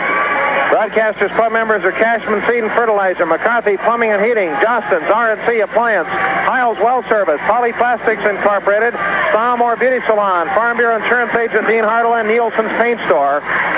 It was 1-0 with Bloomington Jefferson over Mayo after the first period. We'll probably have a second period score about the time ours ends. We're running the same time schedule. And I can imagine Bill Carlson down there is going absolutely nuts. It's a shame that he can't be here watching this game, but of course he's got a job to do and he's doing it. A little preliminary at the end of this period, but Buckley has had 12 stops so far this period. Just gives you some kind of idea what kind of a game he's playing and keeping those Indians in it. This is a mighty good break for Buckley, too. Let's face it. He probably needs the break as well as the Indians there. It's a legitimate equipment problem. They're putting some tape down on the pads. So we'll tell you about some more Broadcasters Club because we've kind of forgotten a few of them here. We've gotten so excited. Viracon Incorporated, the Wassick Brothers, Plum Plumbing and Heating, Knights of Columbus Council 945, Gross Industrial Towel and Garment, Dwayne's Portrait Studio, and LD's Auto Parts.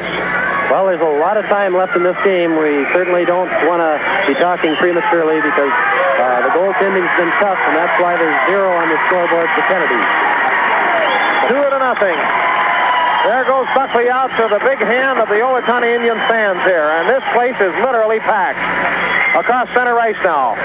Picked up by Kirkley. Kirkley gets it down over the blue line now. Coming down over to number 2, Steve McDaniels. McDaniels shoots it across ice, and it comes back down to Gary Norman at center ice now. Norman over the blue line.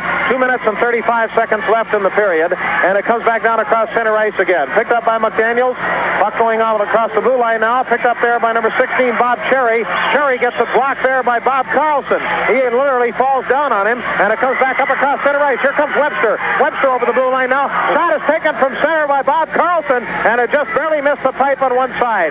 At the point again, here comes Gary Norman. Norman gets it off to Ormston. Ormston shoots it back down toward Webster. Webster getting it back over toward Bob Carlson. Carlson can't get on it, and it's picked up there by Bob Block. Block coming down now. Down across the center ice. Brings it down into the Owatonna, and he loses it there, and it's picked up by Bob Carlson, and he shoots it back down into the Kennedy zone. Around the back of the net it goes now. Picked up there by number 5, Garth Weiss. Weiss across center ice, takes the shot from there, and Buckley gets it in his glove, and he puts it back into play. Nope, the goaltender decides to hold it. He got it just like a softball. That was a fast one, too. A hard shot, because I tried to watch it all the way, and Buckley had it before I knew it. Okay, we'll have a face-off to the left of the Owatonna goal. 2-0 is the score. Favor of the Owatonna Indians here at Bloomington Geist Gardens. I can imagine Okay, there's the drop of the puck again now. Goes up in the air after the face-off. Whoop, batting the puck, and they stop the play. Fortunate for us because there was a Bloomington man right in that slot. Nobody ahead of him. They're going to carry the puck right outside the blue line. A real break for the Indians on that one. Minute and 38 seconds left to go in the second period here with a 2-0 lead of the Indians over the number 3 rated team in the state. Coming down across the blue line now. Hard slap shot taken, and Buckley gets it in his glove, and it nearly knocked his glove off. It was so hard. What a stop. He went out with that left glove. Just sensational. Really, it's tough to describe. I know we've said an awful lot of words about Joe, but he deserves every one of them. Okay, drop of the puck again. Shot is taken again. Goes into traffic. Back out to the blue line. Oh, Brad DeWert almost gets a break. Comes out across center ice. DeWert almost had it there. Picked up again now by Dave Dillon. Dillon shooting it across the blue line. Back up to Tony Bauer, and offsides is called with a minute and 16 seconds left to go. 2-0 in favor of the Owatonna Indians at this point in the game. Indians will look forward to that rest between the first and second, third period. Okay, drop of the puck comes back down into the Kennedy end now, and around behind the net. Brian Jenks with it. Jenks getting it, comes out now. He takes a while to get her going. Comes out to the right or left of his net now, across center ice. Hard shot is taken, goes right into Orlowski's stick. Picked up again by Bob Bergloff now. Bergloff over the blue line, passes it backward. Shot is taken, it's wide, in front of the net there, and it goes over to the other side. Here comes Brad DeWert now. DeWert with it over center ice, and Orlowski bangs his stick for the pass, gets it right up in front. Goaltender falls down, and it goes over to the right. In front of the net again, McEnany swipes on it backwards. It goes right in front of the net. 2 Kennedy men to knock it out. 34 seconds left to go. Brad DeWert going after it on one side. That was a close one. Down across center ice again now. Picked up there by number 4, Dave Dillon. Dillon over the blue line. Dillon's on Buckley, and he falls down there. And no tripping is called, and it comes back over as Dillon fell right in front of Buckley as he tipped over his skate. Picked up again by Brian Jenks now. Jenks with it. Shoots it down there around the back of the Indians net. Finally it's in the netting and stopped there. And I want to tell you, that guy was right on Buckley. If he'd have connected, I think he'd have scored. Yeah, it's amazing. Kennedy has had those opportunities. They've blown a lot of them right in front of our net, but you don't do that unless there's pressure on you, and the kids have really been, the Indians that is, have really been putting pressure on the Kennedy Eagles. It is now 11 seconds in the second period left, and it's 2-0 favor of the Indians. We're going to talk with Earl Thompson here in the between periods. Round the back of the net now. Picked up there again by Gary Norman. Norman in back of the net. Goes over to the corner. Coming at it is Carlson. Carlson shoots it up there. Guessing that's the blue line now. Shot is taken. Oh, beautiful save, and the buzzer goes off. And Buckley gets a raising, standing up round of applause from the Indian fans as he gets it. He didn't even know the time was up. He went back in the net until he found it out. It is now 2-0 in favor of the Owatonna Indians as they go off the ice on this second period of play. So we'll find out. Did we get another? Okay, we have a change in the scoring of that first goal, apparently. Kirkleet got the goal, and Webster got the assist, along with Bob Carlson in on that one. I believe now, right?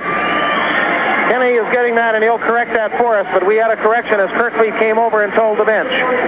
What is the correction there? Yeah, it is Kirk got her goal. Kirk got that goal, that's right. He must have been tipping it in. I'm a little bit off on the stops here. I'd given Buckley 15 in that second period. The official, I think, is going to be 12, so we better change it right now. All right. Carl Blomberg had 7 in that second period. Now, that gives you a 2-period total, 27 stops for Joe Buckley, and, of course, he hasn't let one of them in, and 13 stops for Carl Blomberg, in addition to the 2 goals that went in.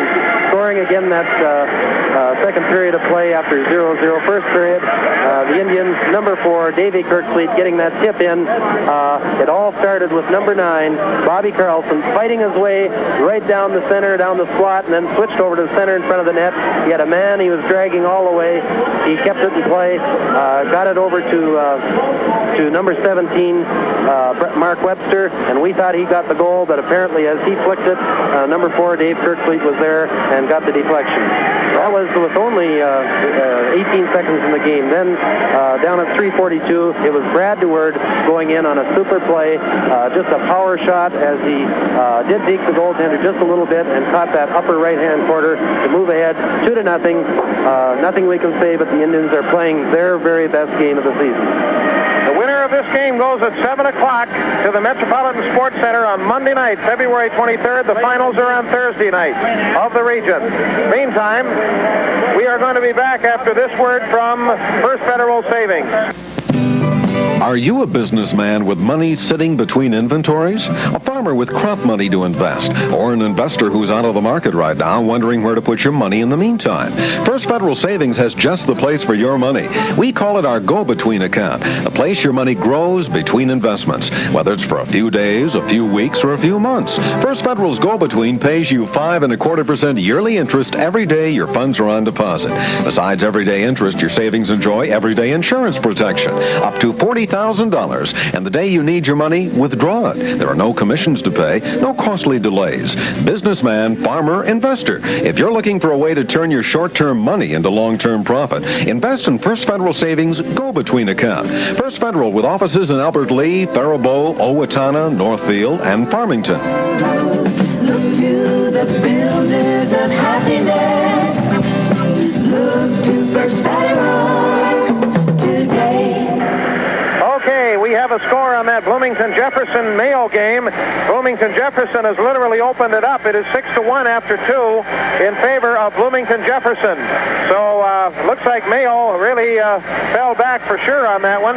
Earlier today, it was Rochester John Marshall 7, Burnsville nothing. So Marshall will go into the winner of the Bloomington-Lincoln Farmington game, which was Lincoln this afternoon, 5-1. They will play at 9 o'clock at the Met Center this coming Monday night.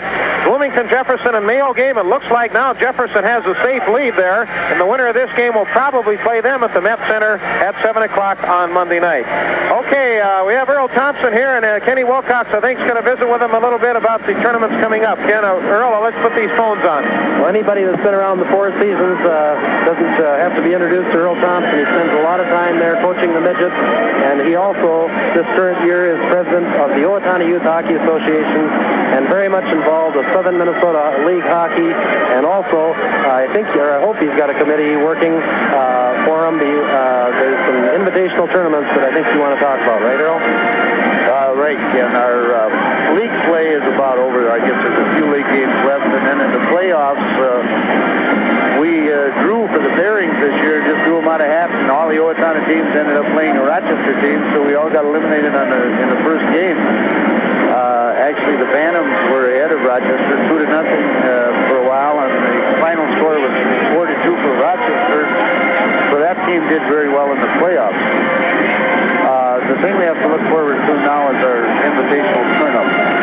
We're going to have an invitational tournament for each team. That'll mean 4 of them. This coming weekend, that'll be 1 week from today, Saturday and Sunday, we're having an invitational squirt tournament. And I imagine actually, even though those are the little guys, that may be our biggest tournament as far as fan participation. Mike Ellingson has got the 8 teams lined up for the tournament. And Dick Hansen is chairman of all invitational tournaments this year, so he's in charge of all 4 of them.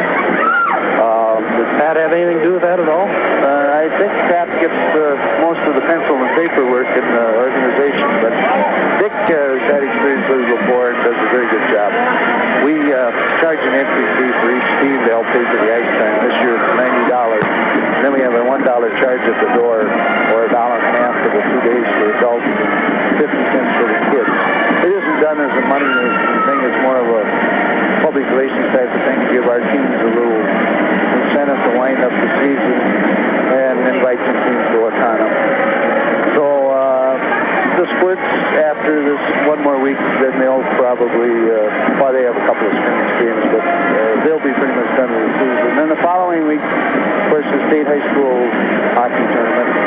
We have nothing booked that week. Everybody likes to attend the tournament. The arena, as I understand it, will be having a Bondsfield tournament.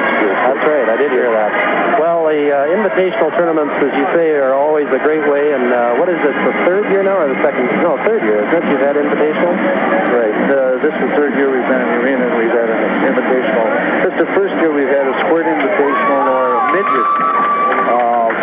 Before we've had just Pee Wee and Bantam, but all the teams wanted to have one. Well, it's a fun time. There's really no pressure on the kids. The parents get together and do a lot of talking and visiting, and I think it is a super way to end a season for our kids because there does get to be some pressure during the season, I think, and even though going into those district games, maybe they didn't have long enough to really feel it build up since they were eliminated in the first round. Maybe you mentioned, Earl, and I didn't catch it, did you mention any of the names of the teams that were coming in for that invitation?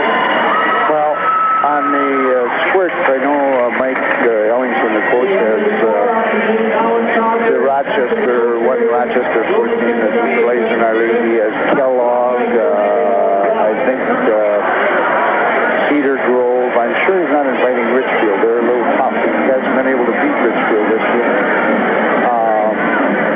The Austin squirts will be there, the Albert Lee squirts.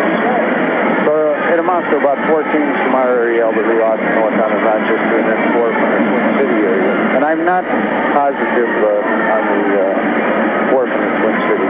Okay, just getting away from that invitational for a minute, since the fans that are listening have heard just Todd Hale and my voice on this. What do you think of this game tonight? It's a little hard to think about invitational tournaments right now. I thought as I walked down here, how are we going to talk about invitational tournaments after this? Really, Ken, my impression is, and I imagine the fans are getting the same impression for Todd, that this has to be the game of the year for the Owatonna team. They're really playing well. And you know, at the Blue Line luncheon today, Dudley and Bill explained the type of hockey they were going to play tonight, and they're carrying it out. The kids are playing exactly, I think the Kennedy fans are absolutely amazed the way we are handling our forechecking because we just let them set it up, bring it out. We're playing a defensive game and it's worked. Yeah, I know, and like you said, as you know from coaching, it's easy to talk after the game and saying, well, we played it this way. But here we were hearing them at noon describing, and they really road mapped it for us, and really it's being played right to the I haven't seen any Owatonna player who wasn't doing exactly what he was supposed to be doing tonight. They seem to have their emotions under control, and they don't get disturbed or upset or frustrated. They're just going about it kind of workmanlike, and right now you can notice that Kennedy's the one that's beginning to get frustrated. Yeah, I think so, because when they have got in good position for the shot, something has come up, either a deflection or they've tripped over somebody's stick or something's happened where they haven't got those kind of shots off, and yet they got an awful lot of good corner shots off. As we witnessed, they're sharp on those corners because Joe Buckley made an awful lot of skate saves in the first period and then a lot of pad saves in the second period. But I guess disciplined is the best word to describe what the Indians are doing tonight. We've made a few little mistakes, but basically the kids are doing real well, all of them, everyone. Okay, thank you very much, Earl, for joining us here, and let's see what happens in the third period. We'll send it back to the station now for Kotke Jewelers commercial.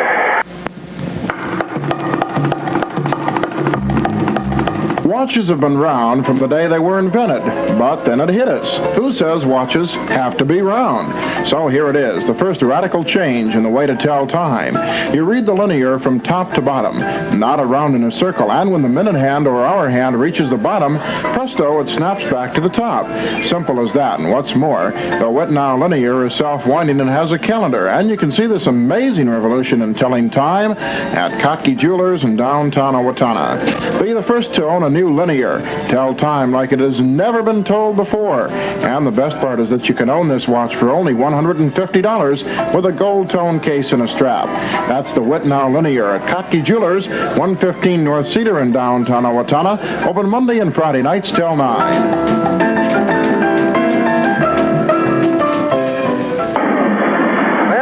The score here 2-0 in favor of the Indians in what could prove, if this winds up this way, the upset of the hockey season in the region, as the Owatonna Indians, of course, are playing the #1 team in the region and the #3 rated team in the state of Minnesota. And Ken, this is something else. The fans here, I was walking down, are so jubilant, and it's just unbelievable. I guess there's nothing anyone wanted to see more than see the Indians get here, number one, and number two, play very respectable hockey. Well, they certainly surpassed that. They've not only played respectable, they're just a very disciplined team tonight, doing everything the coaches have asked them to do, which is a different kind of game than they normally play. And I watched each one as they skated by here. You see a smile or two just at the edge of the lips of a few of them, but most of them are very serious. They know they've got 15 long minutes yet to skate off, and they won't be sitting back there in front of that net. They're going to be playing very aggressive hockey. I might add, Kenny, and I don't know if I dare say this or not. In fact, I won't say it until it gets toward the end of the game, but there was a little challenge put up to the Indians by Doctors DeWord and McEnany tonight before the game. Okay. And we'll tell you about it a little later. I don't want to wreck our chances here. Okay, we're ready to go for hockey here now. Third period, Owatonna Indians in the lead by a score of 2-0, and I would imagine, Kenny, the coaches told them to play it very careful. Oh, I'm sure they did. I guess what'll be interesting is seeing what Kennedy does. Will Kennedy adjust, or will they stay with their same strategy, the same type of play that they've been using throughout the first two periods? All right, there's the drop of the puck now, picked up by Kennedy as they knock it down into the Owatonna end. Brett Buckley is standing there with it. He knocks it down across center ice now. Webster with it. They pick it up. Picked up by Tony Bauer. Bauer tries to get a shot off. Goes back over now to the boards. It's picked up there by Kennedy now. Kennedy in front of Buckley. They can't shoot now. It's picked up and knocked back down across the blue line and at center ice. Coming back down again. It's picked up by Webster. Webster over center ice now. Down across the blue line. Webster getting it over to Kirkfleet. Kirkfleet can't get a shot off. He goes into the corner in front. And they score! I can't believe it. Kirkfleet put it in! Kirkfleet put it in, and that's the second goal of the night for him. Well, he was way over in the corner. He was clear down in the corner. I don't know how he got it up there. You'd have to say almost an impossible angle, but he let it fly, hoping that he'd catch somebody out front, and I don't know, it hit the back of the goalie's leg, I think, and went in. Unassisted, number 4, Dave Kirkfleet. The fans are wild here. I hope you can hear us.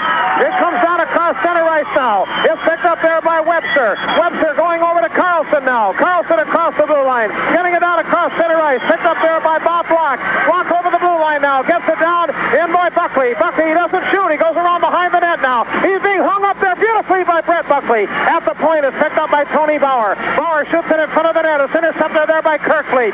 Back over to Kirk, and he shoots it down into the center ice area. Bob Carlson, he's really upended as he tries to skate for it. And the goaltender comes way out, and he smothers the puck clear out of the first circle.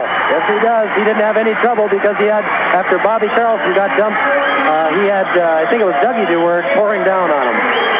And so, the Indians are now a 3-0 lead here with 13:56.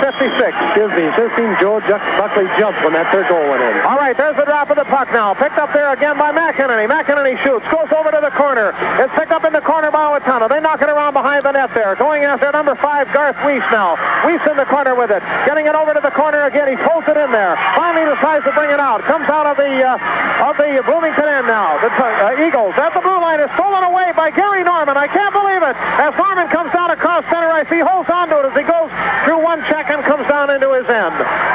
And it's going into the corner. It's picked up there by McEnany. McEnany shooting it over around behind the net now. It's picked up by Garth Weiss. Weiss with it. Shoots it down across center ice. Goes into the toward Buckley. And Armstrong does a beautiful job of knocking it away, although he didn't have control of it. In the corner now. Picked up around the right in the corner. Finally, the puck is frozen. No, it's still on the motion.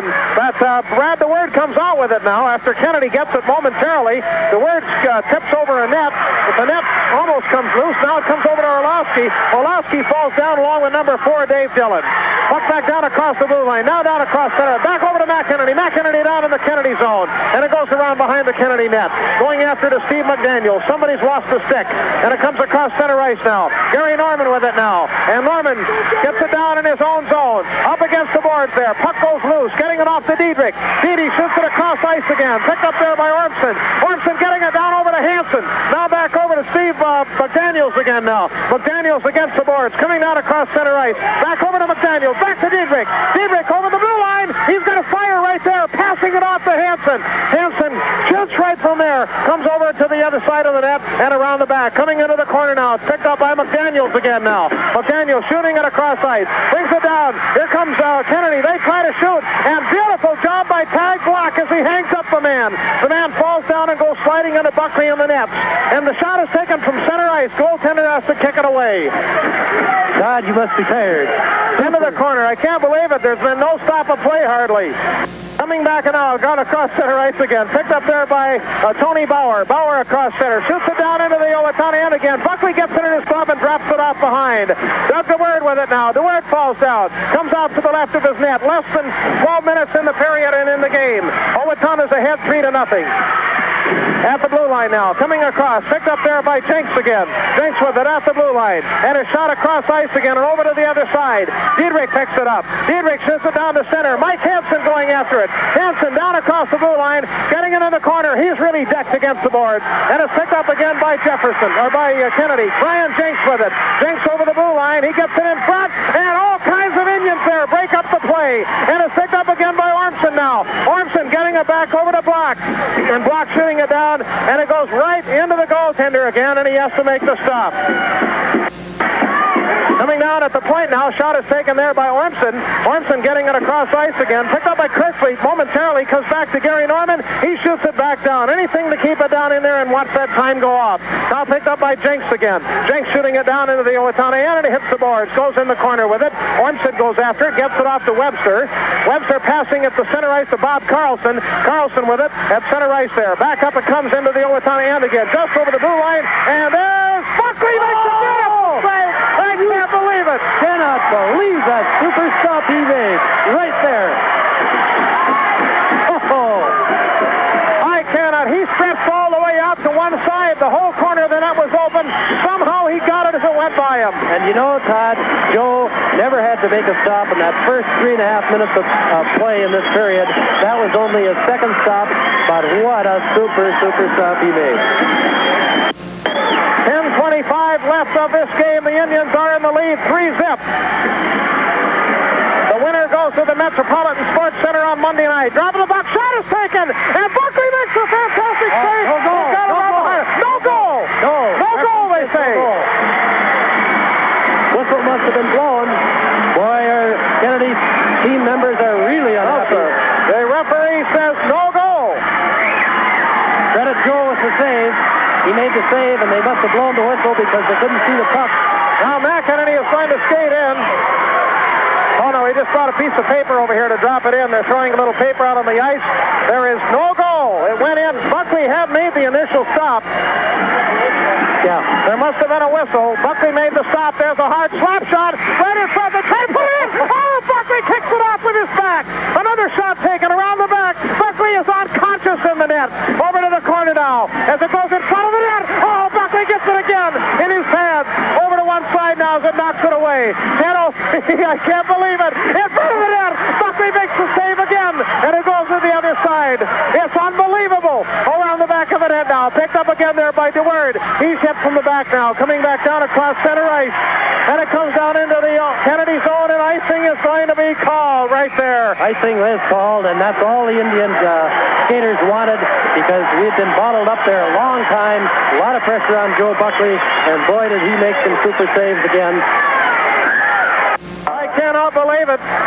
But there was a whistle blown, and that was no goal, and that's the only time the puck's gone in the net for Owatonna, or for Kennedy. It's 3-0 with 9:44 left.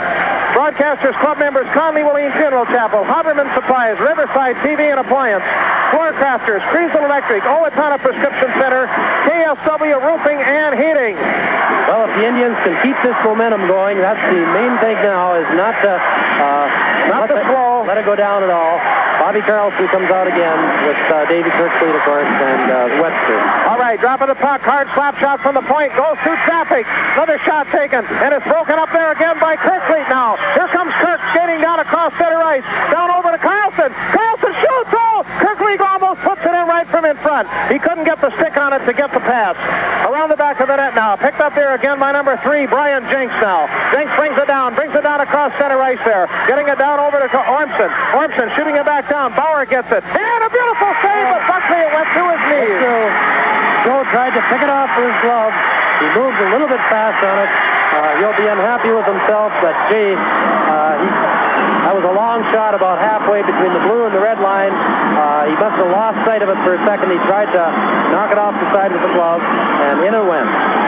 Well, the score is 3-1, and that's when it's nice to have a 3-goal lead. I'll tell you that right now. With 9 minutes and 15 seconds left to go, this game is far from over yet.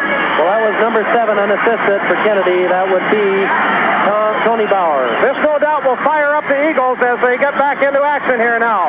Goes down into the corner. Picked up there again by Brad DeWord. DeWord shooting it back out toward Carlson. Carlson at center ice with it. Brings it down. Getting it over to Webster. He can't hold it. Picked up by Bauer again. Puck comes back down into the Owatonna end.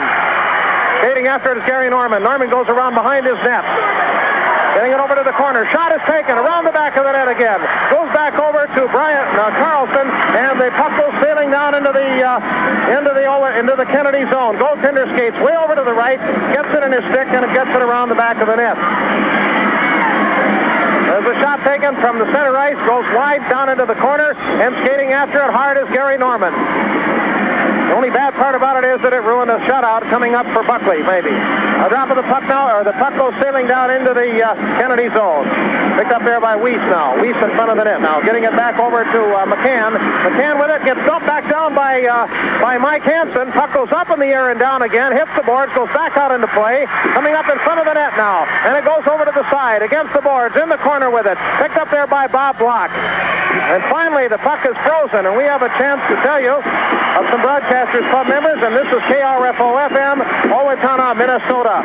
Southeast Fairway, Hart Central Bakery, Owatonna Tool Company, Northwestern National Bank, TBL Incorporated, agents for Whitty and Werner Transportation, and Ron Hansen Service Master Carpet Cleaners. Well, with a 3-1 lead, the Indians need to get back playing that same game again.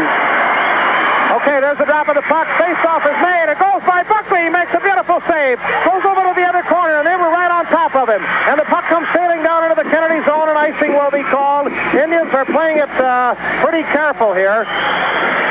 Yes, they are.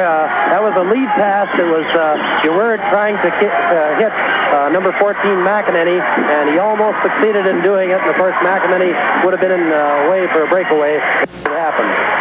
7:49 left of this game, and it's 3-1 in favor of the Indians. A winner apparently going to play Bloomington Jefferson. They were out by 5 goals at Owatonna there. Shot taken! Oh! Corner of the net was open, and it just went by the pipe. Buckley was hung up over on the other side.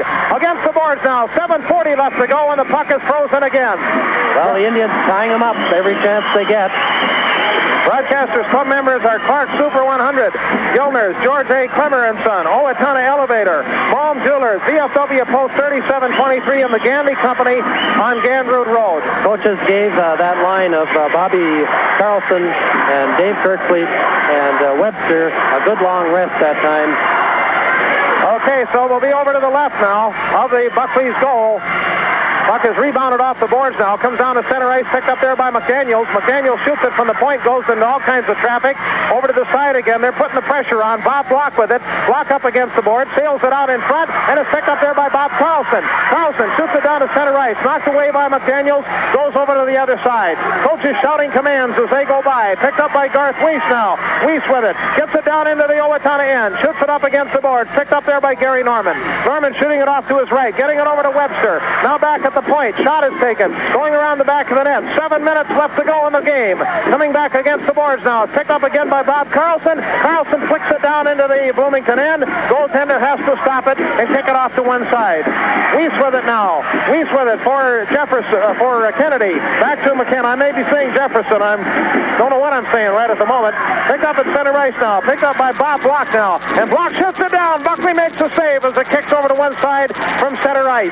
Another shot taken. Goes high in the air and out of play, and we'll have a face-off with 6:35 left of the game.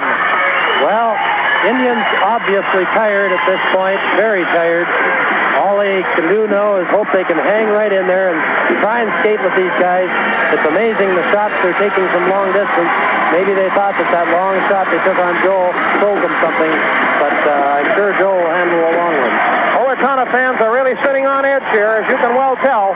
At the blue line now. Puck is going up. Shot is taken. Goes into traffic. Picked up by Dave Dillon now. Here comes Brad DeWord now. DeWord with a one-on-one break as he brings it down. He's tripped up there. And into the corner it goes. Penalty, The Indians penalty. think there is going to be a penalty. Yes. And it's going to be on Owatonna, or on Kennedy. Right.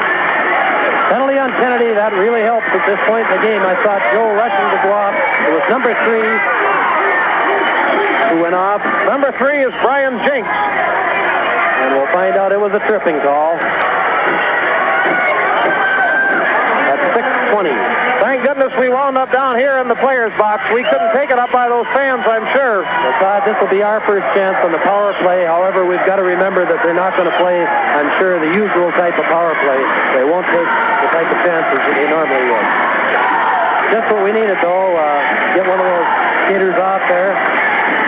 I hope you can hear us with all this noise behind us. It's havoc up here. It's pure pandemonium in front of the net. Shot taken. Beauty there, and the goaltender stretches. Now over to the corner again. Picked up there again by Orlovsky now. Orlovsky gets it back up to Carlson. Back to Orlovsky. He's in the corner. Flicks it over his stick. Gets it up to Brad DeWord. DeWord at the blue line now. Getting off to Gary Norman. Norman with it. Norman at center ice. What a terrible time to sneeze. Now back again over to Brad DeWord. Is taken away there by number 7, Tony Bauer. Bauer over the blue line. He can't shoot it as Indians are all over him. And the shot is taken up in the air and down it goes. Buckley skates over to the right. We have a whistle apparently. Offsides, and we'll have another face-off with 5:48 left of the game. Indians leading 3-1. Broadcasters Club members are coast to coast to our Great Plains Gas, Wannis Insurance Agency, Howie Standard, Konski Jewelers, Fogle Motorola TV, Timbers Floral Shop, and the Brown Photo Art Co. Okay, there's the drop of the puck again now. Over to center ice. Picked up by Brad DeWord now. Brad shoots it around behind his net, going over to the corner with it. Indians clear it out of their zone now, getting it off to Gary, back over to Brad. Over to Gary Norman again now. Norman skates it. Up, he hit it. Hit a man's skates, and it went back into the Owatonna end once again as he passed it at center ice. Brad DeWord comes out with it now, down across the blue line, getting it off to Gary Norman again now. Norman shooting it down, gets it down into the Bloomington end, and it goes around the back of the net over to the corner, and it comes all the way down into the Owatonna end. Bill Ryden shouting commands as they go by the box. 5:06 left of the game. Down across the blue line, across center ice now. Picked up again by Bob Carlson. Carlson over the blue line. Back up again to Brad DeWord. DeWord can't hold on to it. It's picked up by Bloomington. Hard slap shot taken, and they score! Boy, that was a drive, I'll tell you. Oh, boy. They scored short-handed. We had 2 seconds left in that penalty. That was a tough one. Blistering shot from a long ways out. We'll get to who did the scoring. It was a 4:52. And Owatonna finds themselves all of a sudden 1 goal down. Number 4 unassisted, and that would be Dave Dillon. Both of the goals by Bloomington are unassisted goals. Broadcasters Club members include Harlan Fire Service, Lindsay Soft Water, Sherwin-Williams Paints on North Cedar, Adams Food Market, Martin Tarsal Bicycle Shop, and the Owatonna State Bank. Leroy Cowing, your State Farm Insurance Agent, Farmers Feed and Supply, Highlight Homes Incorporated, Smith Electric, Dawes Auto Hardware, and the Russell Shoe Store. And those Bloomington fans are on their feet hollering, trying to cheer their team on because, of course, they came from a 3-0 deficit back to a 3-2 score, and the Indians have 4 minutes and 52 seconds to try and keep them in check. That's exactly what they're going to try to do, I'm sure.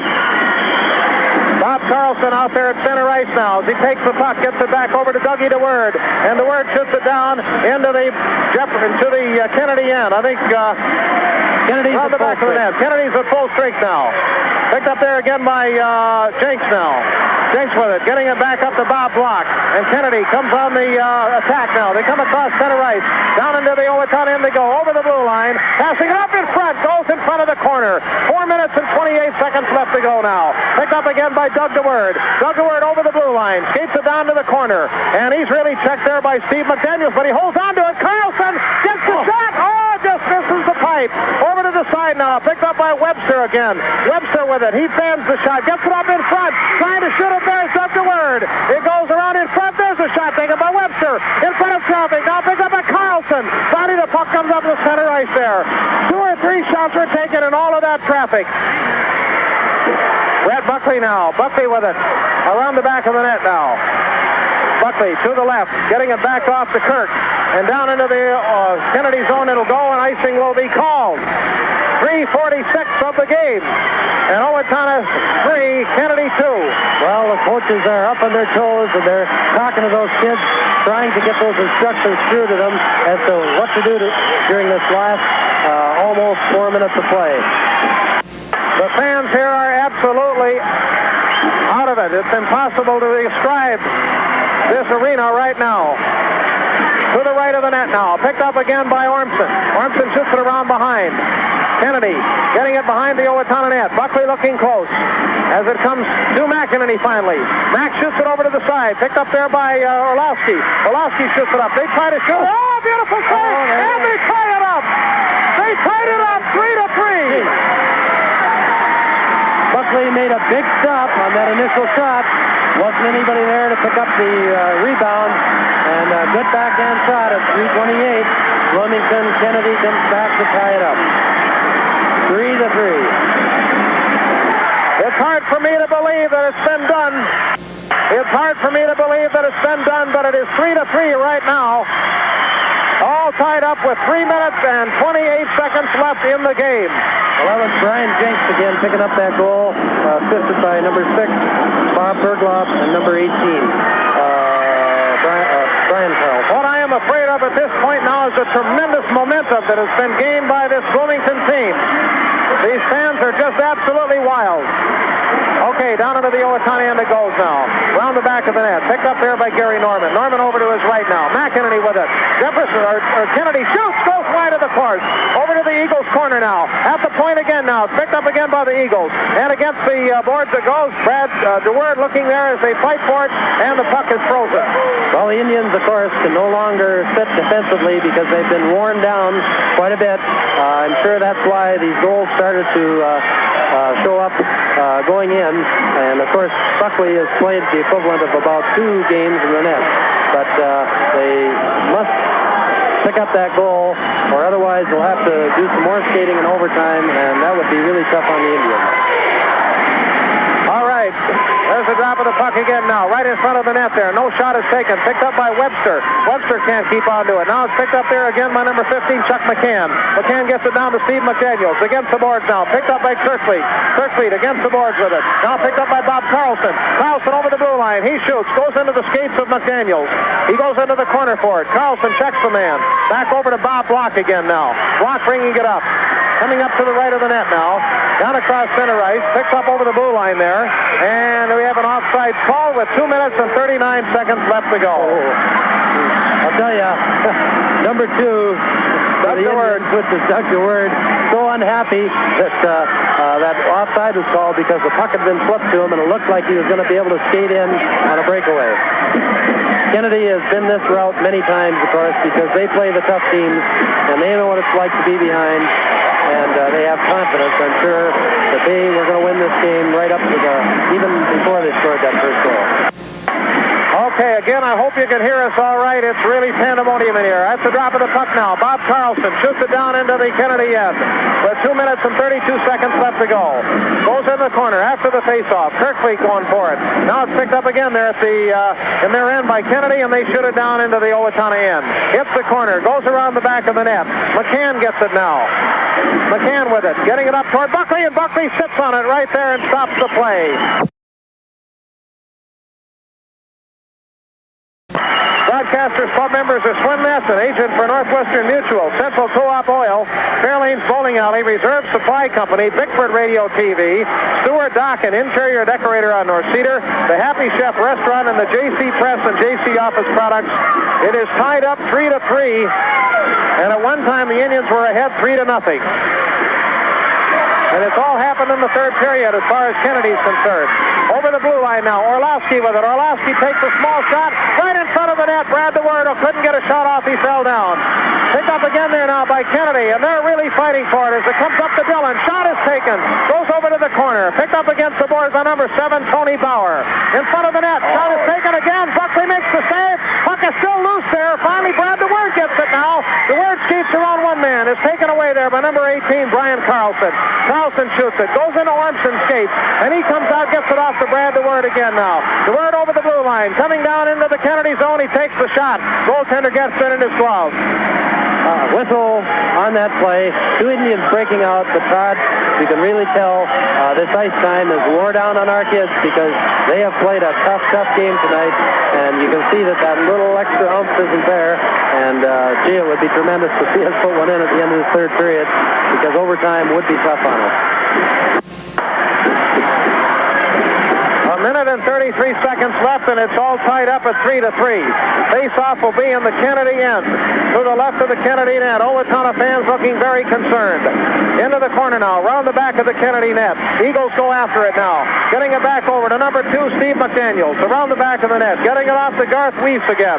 Weiss coming down across the blue line. Getting it down across center ice. Bob Block with it. Block over the blue line. Hard shot taken. Goes wide of Buckley. Buckley gets it in his arm, and it goes still into play, and it's picked out by Doug DeWord. DeWord gets it off to Carlson. Carlson shoots it down into the Kennedy zone. A minute and 7 seconds left of the game. Back of the net now, going over to Kirkleek. Kirkleek shooting it there. Another one of those from behind, and the goaltender had to make the stop. Picked up again by Kennedy now. Steve McDaniels for the Eagles.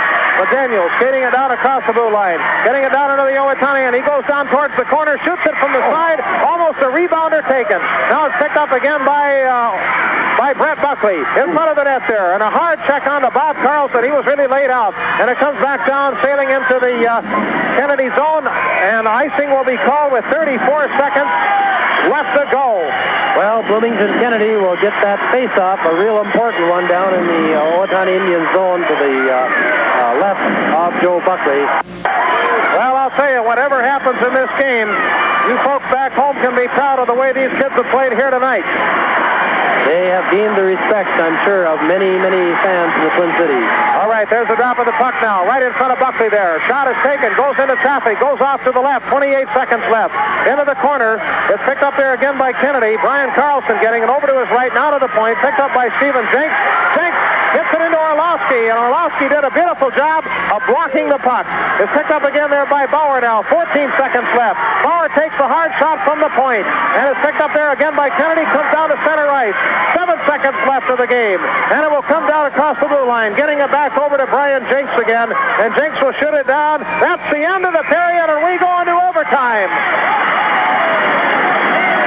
It's a real shame because Owatonna had so much going for him with that 3-0 lead, and Kenny will fill you in on what happened in that third period. As soon as we... 5 minutes of rest. 10 minutes, sudden death. 10 or 8, I'm not sure what it is. 8 minutes, sudden death. We'll get you those stops in just a minute. Bring you up to date. The Indians had that lead, surprising everyone. 2-0 at the end of the second period, and then probably even more surprising, they came in and caught Kennedy not doing their job, and about 31 seconds into the third period, it was Davey Kirkleet shooting from what looked like an impossible angle on the left, but he caught the goaltender a little off guard. It apparently hit the goaltender somewhere on the side or the back of the pad, went in. Indians went ahead 3-0. They held their ground for about 5 minutes, and at 9:15, Bloomington scored their first goal of the night. It was number 7, Tony Bauer, getting it unassisted. Bloomington came back another 5 minutes later and picked up their second goal. It was number 4, Dave Dillon, also unassisted. 3-2, Indians in lead.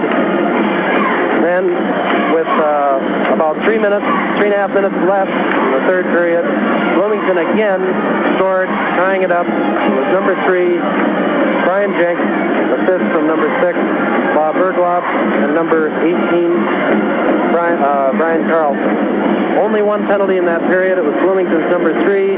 That's Brian Jenks for tripping.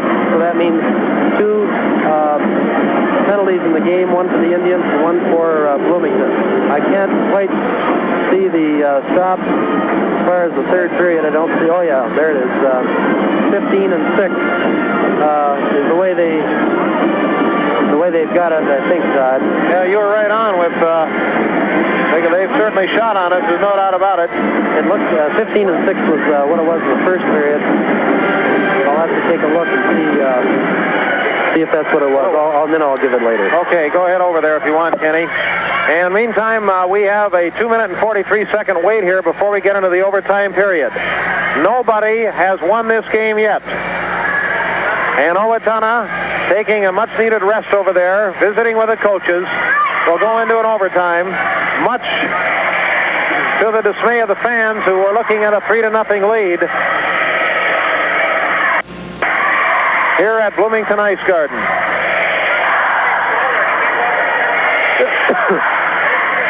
Just to fill you in a little bit on youth hockey activities, the OMC Squirts tied Brooklyn Center this afternoon 6-6. At the Brooklyn Arena, the Elks Pee-wees defeated Shakopee last night at Minnetonka Bubbles 6-2. Doug Voss, the Elks goalie, scoring. Tom Diedrich with hat trick. Brad Blumenrader, Dennis Appel, and Pete Vogt. The Elks Pee-wees traveled to Mankato this noon. They played a fine game and came home 3-1 victories. Kramer, the Elks goalie, scoring were Tom Diedrich, Dennis Appel, and Pete McEnany. The Bantams were not scheduled this week. I don't know anything about the Squirter Legion games.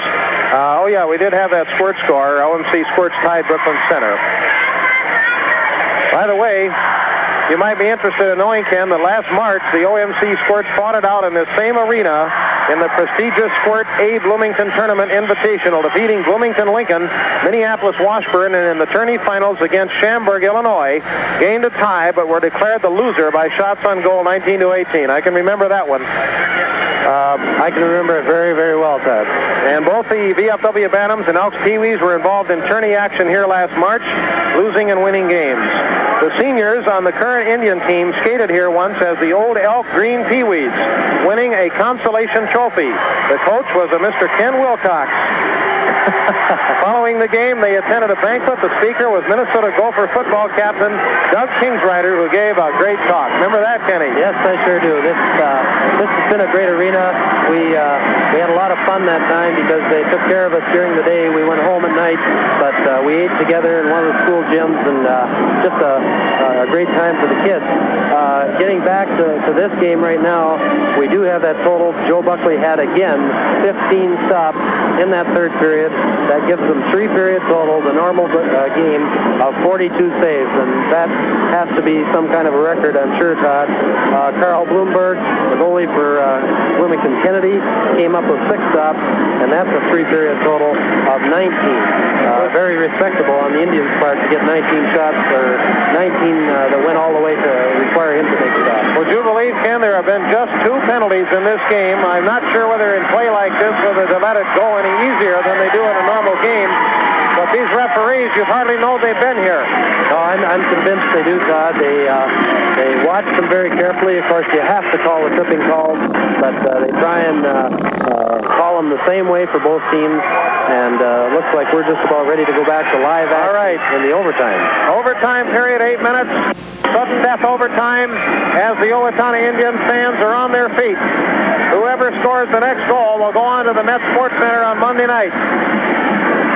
Well, we'd love that opportunity, and I don't know if the high schools here have any feelings towards one another, but I wouldn't be surprised if there's a Bloomington High School that would like to see us knock off Kennedy. Okay, there's the drop of the puck now. Picked up by Kennedy. They bring it down into the Owatonna end. Going next to the pipe. Goes up into the corner. Picked up by Webster in front of the net there. They try to shoot it. And Buckley falls on it right there and gets it in his glove and stops it there. Old number 30 down on his stomach, and he puts her in the stopping point. He had to follow that player because he made the stop, but the player was carrying the puck. Okay, drop of the puck will go to the left of Buckley again now. Face-off going down to Doug DeWord. Picked up again by Kennedy. They try to shoot it. It goes back into the corner. Back over to Doug DeWord again now. Picked up by Webster. Here comes Webster. Webster's all alone as he comes down. He takes the shot. Goaltender gets it in his glove and stops it there. Webster was all alone in front of the man. But did that goaltender juggle it? He didn't have it really clear. Webster shot it pretty much at the midsection. Couldn't catch that corner that I'm sure he was aiming for. And I'm sure that Mr. Webster up here in the stand somewhere about had a heart failure on that one. Okay, we'll have the drop of the puck now to the left of the Kennedy net here. The Eagles, it's all tied up at 3-3. And I would imagine we have a final score by now of that Mayo Jefferson game. And we'll get that for you at the end of this one. Okay, drop of the puck now. Goes into the corner. Picked up there around the back of the net by Carlson. He gets it back over to Kirkleet. Kirkleet's checked out of the play by McDaniels. McDaniels with the puck up against the boards with it now. McDaniels comes out and they come out of their zone. Passing it back over to Dave Dillon. Dillon shoots it down across the blue line and getting it into the Owatonna end. It goes into the corner. Dillon still with it. Goes around the back of the net. Buckley watching carefully now. Coming back up. Shot is taken from the point. Oh, beautiful save by Buckley. Over to the side now. 8-minute overtime here. 3-3 is the score. Going back into the corner now. Picked up again by Buckley. Buckley shooting it. Getting it back up to the blue line. Against the boards now. Picked up by Brett Buckley. Buckley goes around behind his own net. His brother standing there watching him closely. And Brian Carlson for Kennedy freezes the puck. Well, I think both teams wanted that change of lines. They were both getting rather tired. And they did keep it in their zone for the better part of a minute. Almost a minute. The loser here tonight hangs up the skates. The winner goes on for Monday night. 6:46 left of the overtime. And who would ever think that those Owatonna Indians have skated like I have never seen them skate before. There's the drop now. Comes to the blue line there. Picked up again by Orlowski. Orlowski trying to get it up to DeWord now. Back over to Kennedy. They take a shot in front there. Getting it over to Gary Norman now. Norman shoots it up to the point. Picked up there again by Kennedy. Number 15, Chuck McCann. McCann getting it back down against the boards. Picked up by Brian Jenks now. Jenks shooting it down into the corner and it goes around the back of the net. Picked up by Ormson. Ormson getting it off to Brad DeWord. DeWord up to Orlowski now. Orlowski getting over to the side. Picked up there again by number 15, Chuck McCann. McCann at the blue line now. Getting it back over to McEnany. McEnany gets the stick on the puck, gets it up to Brad DeWord now. Center ice is knocked up there. Picked up by Tony Bauer. Bauer shoots it hard from the center ice and it goes down into the Owatonna end again. Hits the boards, comes over to the corner. Round the back of the net it goes again. Picked up there by McEnany. He falls down trying to get it and it comes back up against the boards. Right in front of the net there, it's knocked away by Gary Norman. Up to the point man again. Brian Jenks gets it. He falls on it, and the whistle blows. Well, they're keeping us in our zone pretty well trapped. But if we can just bring a man free, because they'll be pressing. I want to tell you, this is something else. 3-3, and we're in 8-minute overtime here in this region game tonight. I hope we can get a little link in the Minneapolis area out of this. I do too. A little radio time. Okay, drop of the puck now, goes down into the corner, picked up by Carlson. At the point, shot is taken again. Right in front of the net there. Buckley watching, makes a nice save. Rebound shot goes bouncing out again, and is picked up again by Carlson. He knocks it out to center ice. Garth Weiss, and they really peppered us there with a couple of shots. Back down again over the blue line. McDaniels gets it. McDaniels over the blue line now. Skates it over toward Buckley. Around the back of the net. Most all of the play has been in our zone here, as they're really putting on the press. Now here comes Webster. Webster losing it there. Goes sailing back down into the Owatonna end. Back over to DeWord. DeWord getting it back up to Kirkleet. At center ice. Kirkleet with it. Kirkleet comes down across center ice again. Gets it over the blue line again. Takes the shot there. Goes up. Hits the goaltender's glove and he stops the play. They're really putting the pressure on us in the forecheck. Yes, they are. We're tired kids, there's no question. When you play a team that's rated number 3 in the state and number 1 in their Tough Lake Conference, you know that you've got a lot of skating to do. 5:03 left to go. Starting to tell the story here on the old radio announcers, too, I think. To the right of the net it'll be now. Whistle is blown. We're going to have a little adjusting of men there, according to the ref. Back to Kirkleet now. There's something going on in the bench of the Indians. Kirkleet went out because the coach wanted to talk to Gary Norman, and that's the only way they can get that stoppage of play. Okay, Gary Norman coming out to give instructions to McEnany now. Face-off is to the right of the Bloomington-Kennedy net. McEnany goes for it along the boards. He takes it there, getting it back over to Orlowski. Puck goes high in the air, over to the other side now. It's picked up there again by Kennedy, and they come out of their zone. Number 7, Tony Bauer. Bauer with it, brings it down across the blue line. Getting it down into the Owatonna end. He comes around behind the net, centering it out in front. Oh, they put it in! That was it. Bloomington did it. Old Joe Buckley away off to the left. Really tough one on the kids because they played such a super game. But Todd, experience like that you can't watch. You've got to experience it. You've got to be out there on the ice, and they certainly did get the experience tonight. It was number 15 scoring the goal for Kennedy, assisted by number 7 and number 10. That would be McCann from Bauer and Block at 4:43. Joe Buckley played a super game. Joe Buckley is in tears as he comes out of the goal. Several other Owatonna players are too, knowing that this is it for the year for them. And they came so close with a 4-3 loss in overtime. It's almost unbelievable to us as fans here. All of the people out, the Kennedy players are congratulating the Owatonna Indians. I'm sure it is a game like not many they've played this year. They're wishing them luck as they go on. Kirk Reed out there. I'll tell you one thing, Todd. They can thank the Owatonna Indians for this kind of a game prior to going any farther because, boy, this is the type of thing that will buoy Kennedy up and will really make them tougher as they move along in the region. And here comes Brad DeWord over now. He is just absolutely exhausted. Probably he and his brother Doug talking together. This was Brad's last game. Brad DeWord fighting back to apparently blinking the eyes pretty hard there as he skates down. Many of the Indian players still in disbelief that this could possibly happen, but we just literally ran out of gas, and there was just no way that we could keep it out of our zone, and we all knew, I think, that if they kept firing on us as they did, something was bound to get by. I think that's the exact terminology, Todd. Run out of gas. There's no way that we could probably continue skating in the overtime with them. It was just going to be a matter of if we were lucky enough to get the puck flipped to us at the right time, but they were dominating the play in our zone. Indians can just be an awful proud bunch because they held out a team that was rated awfully high for exactly 35 3/4 minutes before they allowed a goal, and that's got to be a lot of credit to Joe Buckley. By the way, 42, that's 45 stops he had in the 3 periods plus the overtime, and Blomberg had 21. Well, I don't know what time. The tears are flowing here by the Owatonna fans. Even the young little guys here that are on the squirt hockey team that are standing here are in tears next to me with this loss here tonight. Almost unbelievable that it could possibly happen when we were so much in the driver's seat there up until the middle of that third period. But that's the kind of team we were playing. And I don't know what time the Indians are going to get home. They probably will stop off somewhere and eat. But I hope that there'll be a good delegation there at the Four Seasons building waiting for them, because they deserve every bit of commendation that we can possibly give them here tonight. Well, this was a tournament game all the way. There was no question about it.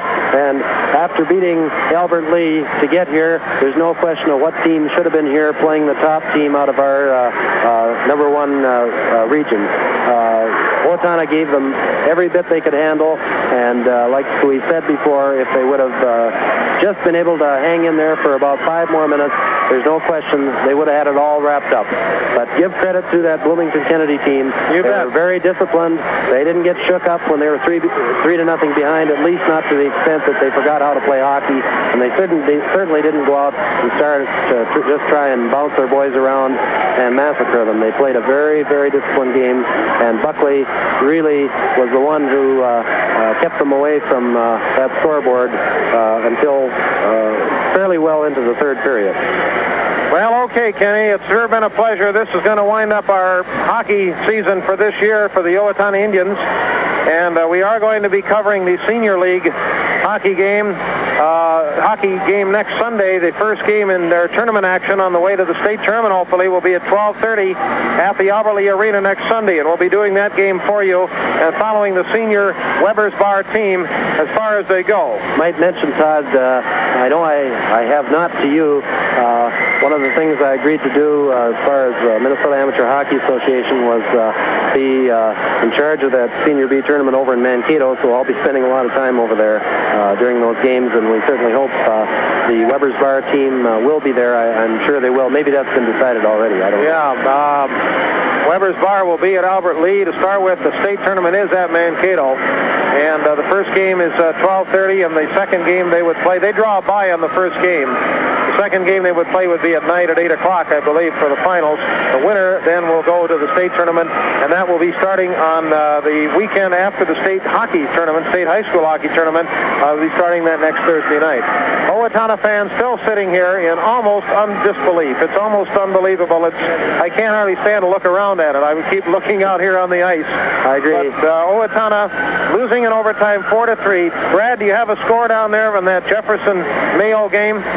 Right, Todd. It was Bloomington Jefferson over Mayo. Final score 7-2. So it's Jefferson and Kennedy meeting this Monday night. Okay, thank you, Brad. 7-2 then, so it will be Jefferson and Kennedy. Well, that'll be quite a game. Isn't that amazing, Todd? Now, Mayo had beat Jefferson sometime earlier in the season. They go down 7-2. Indians come here, so far the underdog, and they take Kennedy right into overtime before they fall to them.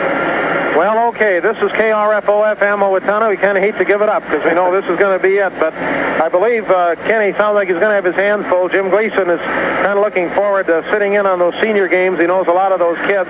Ken has just been great again this year, and I know that your schedule and the additional duties that you've taken on at the bank have never faltered you only a couple of times in coming up here and helping with these games, and I hope we'll be back at it again next year. I enjoy every minute of it, Todd, obviously. Well, Ken, thanks again. And again, then, the Owatonna Indians losing 4-3 in overtime here at the Bloomington Ice Arena tonight. And that's going to do it for high school hockey for the year 1975-76. We want to thank our sponsors. Let me run over them. Besides the Broadcasters Club, those who brought you our free games and our period breaks, Farm and Home, McDonald's, courtesy AMC Jeep, Northwestern Bank, Harlan's Tire Service, Urban Heating and Air Conditioning, First Federal Savings, and Kotke Jewelers. All of you, we appreciate your support in making these games possible. Till then, next Sunday, when we'll be with the Weber's Bar team, that's it from the Bloomington Arena. We'll return you now to our main studio.